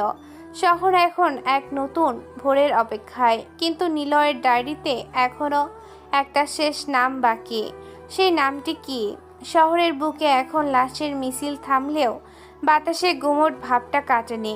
খন্দকার সাহেবের পতনের পর সবাই ভেবেছিল এবার শান্তি ফিরবে, কিন্তু নিলয় জানে দাবার বোর্ডে এখনও একজন খেলোয়াড় বাকি আছে, যে কিনা গত 8 বছর ধরে নিলয়কে প্রতিটা পদক্ষেপে নজর রাখছিল। সিটি কলেজের সেই শান্ত হোস্টেল রুমে আরিয়ানকে রেখে আসা চিপ স্ট্রিট যে গায়েব হয়েছে তা কোনো সাধারণ চোর করেনি। ওটা করেছে সেই ব্যক্তি যাকে নিলয় সব চাইতে বেশি বিশ্বাস করেছিল। জেবা তার নিউজ অফিসে বসে মির্জা সাহেবের ডায়েরির শেষ পাতাটা বারবার পড়েছিল। সেখানে একটা সাংঘাতিক নাম লেখা আছে, দ্য আর্কিটেক্ট। এই আর্কিটেক্টটি আসলে নিলয়ের বাবাকে মারার পরিকল্পনা করেছিল এবং 8 বছর আগে নিলয়কে ব্রিজের ওপর থেকে নদীতে ফেলে দেওয়ার জন্য ডিনামাইট সেট করেছিল। জেবা যখন নামের রহস্য ভেদ করার চেষ্টা করেছিল, তখন তার ফোনের স্ক্রিনে একটা মেসেজ এসে ভাসলো, আশরাফকে খুঁজুন। তখন তার ফোনে স্ক্রিনে একটা মেসেজ ভেসে এলো। আশরাফ, সেই বৃদ্ধ ভিখারি যে স্টেশনে বসে নিলয়ের জন্য খবর জোগাড় করত। জেবা দ্রুত স্টেশনে পৌঁছালো, কিন্তু সেখানে গিয়ে সে যা দেখলো তাতে তার গায়ের রক্ত হিম হয়ে গেল। জেবা হাঁপাতে হাঁপাতে স্টেশনের নির্জন প্ল্যাটফর্মে। আশরাফ চাচা, আপনি কোথায়? অন্ধকারের ভেতর থেকে একটা হুইল চেয়ারের শব্দ ভেসে এলো। চাকার ক্যাচ ক্যাচ শব্দে পুরো প্ল্যাটফর্মটা যেন কাঁপছে। হুইল চেয়ারে বসে আছে এক ব্যক্তি যার মুখটা ছায়ায় ঢাকা। তার পাশে দাঁড়িয়ে আছে একদল পেশাদার কিলার। আশরাফ খুব মার্জিত এবং গম্ভীর স্বরে বলল, জেবা, তুমি বড্ড বেশি দেরি করে ফেলেছো। এই শহরটা কোনো গ্যাংস্টার বা রাজনীতিকের নয়। এই শহরটা আমার। আমি এই শহরের আসল আর্কিটেক্ট। জেবা স্তব্ধ হয়ে গেল। যে আশরাফকে নিলয় বড় ভাইয়ের মতো শ্রদ্ধা করত, যে আশরাফ নিলয়ের প্রতিটি মিশনে সাহায্য করেছে, সেই আসলে সবচাইতে বড় শয়তান। আশরাফ তার ভিখারি সেজে নেই। তার পরনে এখন দামি রেশমি পোশাক। সে আসলে মির্জা সাহেবের উপরে এক গোপন গ্লোবাল মাফিয়া সিন্ডিকেটের প্রধান। নিলয়কে আমি তৈরি করেছি। ওর ভিতরে যে প্রতিশোধের আগুন ছিল সেটাকে আমি ব্যবহার করেছি আমার প্রতিপক্ষদের সরিয়ে দেওয়ার জন্য। সুলতান মির্জা, খন্দকার, ওরা সবাই আমার পথের কাঁটা ছিল। নিলয় সেগুলোকে পরিষ্কার করেছে। এখন নিলয়কেও আর আমার দরকার নেই। নিলয় প্ল্যাটফর্মের ওপরের লোহার বিম থেকে এক লাফে নিচে নেমে পড়ল। আমি জানতাম আশরাফ, আমি জানতাম যে তুমি ভিখারি সেজে আমার ইমোশন নিয়ে খেলছিলে, কিন্তু তুমি ভুলে গেছো আমি তোমারই ছাত্র। বাঘকে তুমি শিকার শেখাতে পারো, কিন্তু বাঘ যখন ক্ষুধার্ত হয় তখন সে তার শিক্ষককেও ছাড়ে না। নিলয় আজ একা নয়, তার পেছনে এখন এই শহরের হাজার হাজার সাধারণ মানুষ যারা আরিয়ানের সেই ইনোসেন্ট রূপকে ভালোবেসেছিল। তারা আজ হাতে মশাল নিয়ে স্টেশনে জড়ো হয়েছে। আশরাফের খুনিরা বন্দুক তাক করার আগেই সাধারণ মানুষের পাথরের আঘাতে তারা পিছু হাঁটতে বাধ্য হলো। নিলয় আশরাফের হুইল চেয়ারের হাতলটা শক্ত করে ধরে। আশরাফ, তুমি ভেবেছিলে আমি শুধু লোহা দিয়ে লড়ছি, কিন্তু না, আমি লড়ছিলাম মানুষের বিশ্বাস দিয়ে। তুমি আমার বাবাকে মেরেছ, আমার মাকে কষ্ট দিয়েছ, এই হিসাব কোনো টাকা দিয়ে মেটানো যাবে না। আশরাফ মরিহা হয়ে তার পকেট থেকে একটা রিমোট বের করলো। পুরো স্টেশনে আমি বোমা ফিট করে রেখেছি, আমি মরলে এই হাজার হাজার মানুষও আমার সাথে মরবে। নিলয় এক সেকেন্ডও দেরি করলো না। সে তার হাতে লোহার শিকল দিয়ে আশরাফের রিমোট ধরা হাতটা পেঁচিয়ে ধরল। হাড় ভেঙে যাওয়ার মটমট শব্দে আশরাফ আর্তনাদ করে উঠল। রিমোটটা ছিটকে রেল লাইনে গিয়ে পড়ল। ঠিক সেই মুহূর্তে দূর থেকে একটা মালবাহী ট্রেনের তীব্র সাইরেন শোনা গেল। নিলয় আশরাফকে তুলে রেল লাইনের মাঝখানে ফেলে দিয়ে, তোমার সাম্রাজ্য আজ এই ট্রেনের নিচে ধুলোয় মিশে যাবে। এই শহর এখন স্বাধীন, আর আমি এখন কেবল এক স্মৃতি হয়ে থাকব। ট্রেনটি প্রচণ্ড গতিতে আশরাফের ওপর দিয়ে চলে গেল। শহরের সব চাইতে বড় রহস্যের শেষ হলো এক বিভৎস পরিণতির মাধ্যমে। জেবা নিলয়ের কাছে যেতে চাইল, কিন্তু নিলয় হাত উঁচিয়ে তাকে থামিয়ে দিল। জেবা, আমাদের পথ আলাদা। এই শহর এখন শান্ত। আরিয়ান মারা গেছে, আর নিলয় এখন এক অমর যোদ্ধা। ডায়েরিটা তুমি পুলিশের কাছে দিয়ে দিও, আমি চললাম। পরদিন সকালে 16 নম্বর পর্বের মহাকাব্যিক সমাপ্তি শুরু হলো। শহরের মেইন স্কয়ার আরিয়ানের এক বিশাল মূর্তি স্থাপন করা হলো। কেউ জানলো না আরিয়ান আসলে নিলয় ছিল। সবাই ভাবলো এক ইনোসেন্ট ছাত্র এই শহরের পরিবর্তনের জন্য প্রাণ দিয়েছে। জেবা মূর্তির পাদদেশে দাঁড়িয়ে আকাশের দিকে তাকিয়ে হাসলো। সে দেখলো অনেক দূরে পাহাড়ের চূড়ায় এক যুবক তার মোটরসাইকেলে চড়ে অজানার উদ্দেশ্যে পাড়ি জমাচ্ছে। তার কাঁধে সেই পুরনো জ্যামিতি বক্স আর মায়ের সেই জং ধরা লোহার rod. Niloy the iron king গল্পটি এখানেই শেষ নয়, এটা কেবল এক অন্যায়ের শেষের শুরু। শহর এখন শান্ত ঠিকই, কিন্তু যখনই আবার কোনো ইনোসেন্ট ছেলে অত্যাচারিত হবে, যখনই আবার কোনো মাফিয়া মাথাচাড়া দেবে, তখনই আবার কোথাও না কোথাও জন্ম নেবে এক নতুন নিলয়। লোহার গর্জনে প্রকম্পিত হবে আকাশ। নিলয় দূর থেকে দিগন্তের দিকে তাকিয়ে বিড়বিড় করে, মা, আমি আমার কথা রেখেছি। আমি এখন এই পৃথিবীর সবচাইতে ক্ষমতাধর মানুষ, কারণ আমার সাথে এখন সাধারণ মানুষের দোয়া আছে। নিলয় তার মোটর বাইকের অ্যাক্সিলারেটরে চাপ দিল। ধুলোর মেঘ উড়িয়ে সে হারিয়ে গেল এক নতুন গন্তব্যের দিকে। শহরবাসী আজ বুক ভরে নিঃশ্বাস নিচ্ছে। আন্ডারওয়ার্ল্ডের কালো মেঘ কেটে গেছে। জয় হয়েছে লোহার, জয় হয়েছে সত্যের।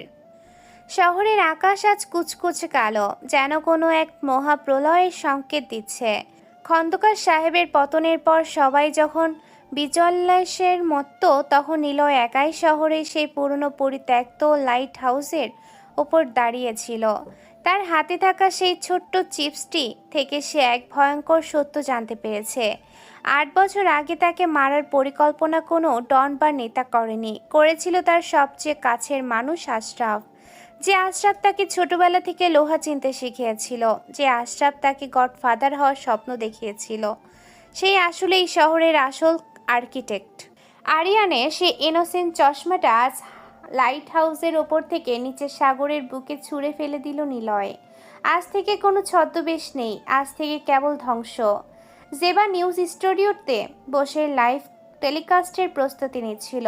হঠাৎ তার কানে এলো এক গোপন ফ্রিকোয়েন্সির শব্দ।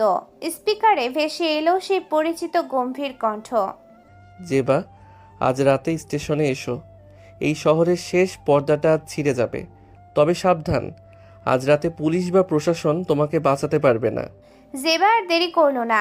সে তার ক্যামেরা নিয়ে একাই রওনা দিল শহরের সেই প্রাচীন স্টেশনের দিকে। স্টেশনের প্ল্যাটফর্মটা তখন কুয়াশায় ঢাকা। চারিদিকে মরচে ধরা ট্রেনের বগিগুলো যেন এক একটা কফিন হয়ে দাঁড়িয়ে আছে।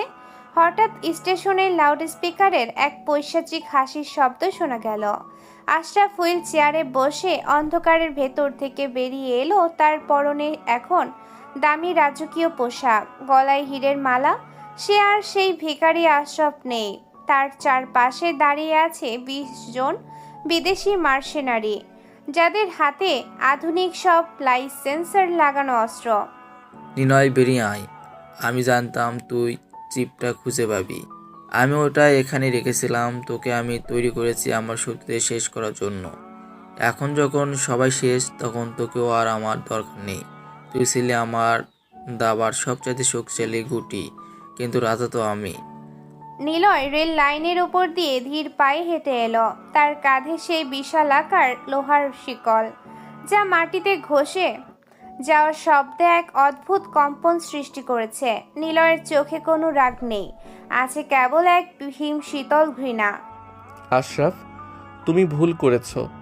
বাঘকে তুমি শিকার শেখাতে পারো, কিন্তু বাঘ যখন ক্ষুধার্ত হয় তখন সে তার শিক্ষককেও চেনে না। তুমি ভেবেছিলে আমি শুধু প্রতিহিংসার জন্য লড়ছি? না, আমি লড়ছিলাম তোমার মতো শয়তানদের এই শহর থেকে চিরতরে মুছে দেওয়ার জন্য। আমার বাবা তোমার ফ্যাক্টরিতে শ্রম দিয়ে মারা যায়নি।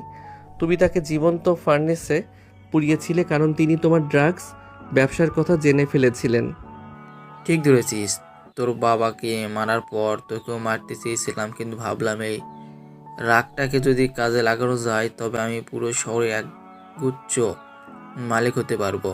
আর সেটাই হয়েছে। এখন তুই মরলে আমার সব রেকর্ড মুছে যাবে। গার্ডস, শেষ করে দাও ওকে। শুরু হলো এক অসম যুদ্ধ। 20 জন সশস্ত্র কমান্ডো আর একদিকে একা নিলয়। কিন্তু নিলয় আজ কোনো সাধারণ মানুষ নয়, সে যেন এক জ্যান্ত দানব। কমান্ডোরা গুলি ছোড়ার আগেই নিলয় তার লোহার শিকল দিয়ে পুরো প্ল্যাটফর্মের ইলেকট্রিক পোলগুলো উপড়ে ফেলল। হাই ভোল্টেজ তারের স্পার্কে পুরো স্টেশন আলোকিত হয়ে উঠল। নিলয় সেই আলোয় ঝলকানির মাঝেই বাতাসের মতো অদৃশ্য হয়ে গেল। অন্ধকারের ভেতর থেকে কেবল শোনা যাচ্ছে লোহার শিকলের ঝনঝনানি আর মানুষের আর্তনাদ। নিলয় আজ বন্দুকের বদলে ব্যবহার করছে তার শরীরের প্রতিটি পেশি আর লোহার শক্তি। সে একের পর এক কমান্ডোকে ট্রেনের বগির সাথে শিকল দিয়ে গেঁথে ফেলেছে। আশরাফ তার হুইল চেয়ারে বসে কাঁপছে। সে বুঝতে পারছে সে যে দানবকে তৈরি করেছিল আর সেই দানবই তাকে গ্রাস করতে আসছে। জেবা প্ল্যাটফর্মের এক কোণে দাঁড়িয়ে এই দৃশ্য রেকর্ড করেছিল। তার হাত কাঁপছে, কিন্তু সে জানে এই সত্য দুনিয়াকে জানানো দরকার। সে দেখলো নিলয় এখন আর কোনো ছাত্র নয়, সে এখন এক জ্যান্ত মিথ। নিলয় আশরাফের সামনে গিয়ে দাঁড়ালো। তার সারা শরীর রক্তে ভেজা, কিন্তু তার দৃষ্টি স্থির। সে আশরাফের হুইল চেয়ারের হাতলটা শক্ত করে ধরলো। আশরাফ ভয়ার্ত গলায় বলল, নিলয়, আমাকে মারিস না। আমি তোকে আমার সব সাম্রাজ্য দিয়ে দিব। আমি তোকে এই দেশের প্রধানমন্ত্রী বানিয়ে দেব। দয়া কর। আশরাফের কানের কাছে ফিসফিস করে, দয়া? যে শব্দটা আমার মায়ের মুখে শেষবারের মতো ছিল যখন তুমি তাকে তাড়িয়ে দিয়েছিলে। আশরাফ, নরকে যাওয়ার আগে শুধু জেনে রাখো, লোহা কখনো দয়া চেনে না, সে শুধু চেনে আঘাত। ঠিক সেই সময় স্টেশনের সাইরেন বেজে উঠল। দূরে একটা মালবাহী ট্রেনের তীব্র আলো দেখা যাচ্ছে। ট্রেনটি প্রচণ্ড গতিতে এই প্ল্যাটফর্মের দিকেই আসছে। নিলয় আশরাফের হুইল চেয়ারটা রেল লাইনের মাঝখানে ঠেলে দিল। আশরাফ চিৎকার করে ওঠে আগেই নিলয় তার হাতের রিমোটটা দিয়ে রেলের সিগন্যাল লক করে দিল।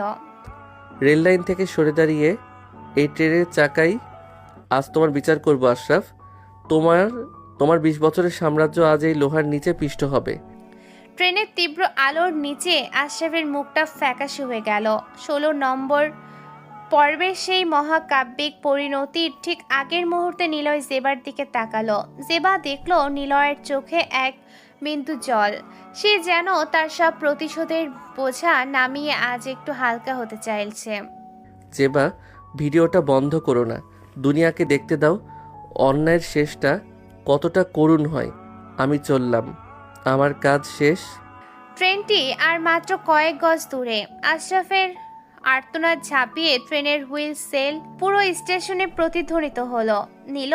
নিলয় অন্ধকারের ভেতর দিয়ে স্টেশনের সীমানা পার হয়ে গেল। সে আর কখনো আরিয়ান হবে না, সে আর কখনো নিলয় হবে না, সে আর কখনো আরিয়ান হবে না, সে আর কখনো নিলয় হবে না। সে হয়ে থাকলো এক অবিনশ্বর ছায়া। ভোরের আলো যখন শহরের ওপর চাদর বিছিয়ে দিল, তখন শহরবাসী দেখলো এক অন্যরকম সকাল। স্টেশনে সেই পরিত্যক্ত রেল লাইনে পড়ে আছে কেবল দুমড়ে মুচড়ে যাওয়া একটি হুইল চেয়ার আর কিছু বিলাসবহুল পোশাকের ছিন্ন ভিন্ন অংশ। আশরাফ নামের সেই আর্কিটেক্ট আজ ইতিহাসের আস্থা কুড়ে মিশে গেছে। ট্রেনের সেই বিশাল আকার লোহার চাকা শুধু একটা শরীরকে পিষে দেয়নি, পিষে দিয়েছে গত 20 বছরের এক বিষাক্ত রাজ। শহরের মেইন স্কোয়ারে তখন হাজার হাজার মানুষের ভিড়। সেবার পাঠানো সেই ভিডিও ফুটেজ তখন প্রতিটা টিভি স্ক্রিনে, প্রতিটা মোবাইল ফোনে দাবানলের মতো ছড়িয়ে পড়েছে। মানুষ স্তম্ভিত হয়ে দেখছে। যাকে তারা ভিখারি ভেবে করুণা করত, সেই আশরাফি ছিল তাদের জম। আর যাকে তারা সাধারণ এক শান্ত ছাত্র ভেবেছিল, সে আরিয়ানি ছিল তাদের ত্রাতা। যে বা লাইভ ক্যামেরার সামনে দাঁড়িয়ে তার চোখে আজ জল, কিন্তু কণ্ঠে এক ধীর প্রত্যয়। শহরবাসী, আজ আমরা শুধু এক শয়তানের পতন দেখিনি, আজ আমরা এক মিথের জন্ম হতে দেখেছি। আরিয়ান বা নিলয়, যে নামেই আমরা তাকে ডাকি না কেন, সে আমাদের শিখিয়ে দিয়ে গেছে যে অন্যায় সহ্য করাও এক প্রকার অপরাধ। সে চলে গেছে, কিন্তু তার রেখে যাওয়া আদর্শ এখন আমাদের সবার বুকে আছে। সিটি কলেজের হোস্টেল রুম নম্বর 204। আজ রুমটি একদম ফাঁকা। পুলিশের সিল গালা তুলে নেওয়া হয়েছে। তানিয়া সেখানে এসেছিল শেষবারের মতো। সে টেবিলের ওপর রাখা সে পুরনো জ্যামিতি বক্সটা হাতে নিল। বক্সের ভেতরে কোনো কম্পাস বা স্কেল ছিল না, ছিল কেবল একটা ছোট্ট চিরকুটে আরিয়ানের সে পরিচিত হাতের লেখায় লেখা ছিল, তানিয়া, তোমার বাবাকে ক্ষমা করতে পারিনি বলে দুঃখিত, কিন্তু তোমার চোখের জল যেন কোনোদিন অন্যায়ের পক্ষে না ঝরে। ভালো থেকো। তানিয়া চিরকুটটা বুকে চেপে ফুপিয়ে কেঁদে উঠল। সে জানতো না এই ধ্বংসের আড়ালে একটা মনও ছিল, যা হয়তো তাকে ভালোবেসেছিল। শহরের ডক ইয়ার্ডের সেই পুরনো চিমনিটার ওপর দাঁড়িয়ে এক যুবক, তার হাতে সেই জং ধরা লোহার রড, যা এখন রক্ত আর ধুলোয় মাখা।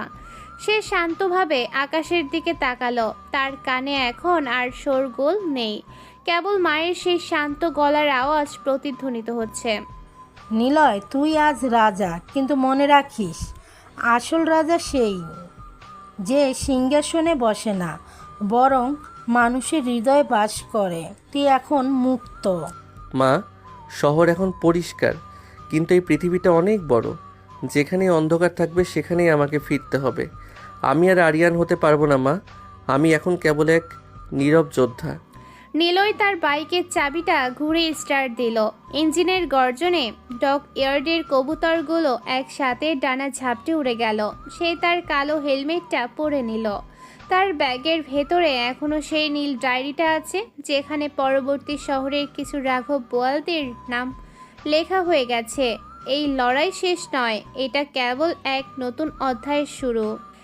শহরের পুলিশ কমিশনার রহমান আজ নিজের পদত্যাগপত্র জমা দিয়েছেন। তিনি বুঝে গেছেন যে কাজ হাজার হাজার পুলিশ অফিসার করতে পারেনি, তা এক যুবক করে দেখিয়েছে। তিনি তার ডেস্কে থাকা নিলয়ের সেই ভাঙা চশমাটার দিকে তাকিয়ে সেলুট দিলেন।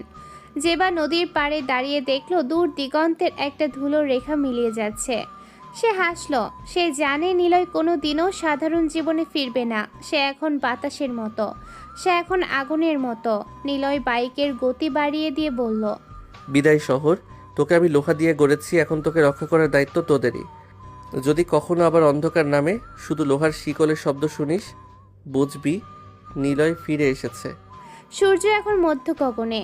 শহরবাসী তাদের দৈনন্দিন কাজে ফিরেছে, কিন্তু তাদের চোখ এখন আর ভয় নেই। আরিয়ান নামে সেই ইনোসেন্ট ছেলেটি তাদের সাহস দিয়ে গেছে। মাফিয়াদের সেই প্রাসাদগুলো এখন অনাথ আশ্রম আর স্কুল হচ্ছে। নিলয় দ্য আয়রন কিং গল্পটি আজ শেষ হলো এক সোনালি ভোরের প্রতিশ্রুতি দিয়ে। অন্ধকার চিরস্থায়ী নয়, কিন্তু লোহার জেদ চিরস্থায়ী। নিলয় এখন এক অবিনশ্বর ছায়া, এক অপরাজয়ী শক্তি।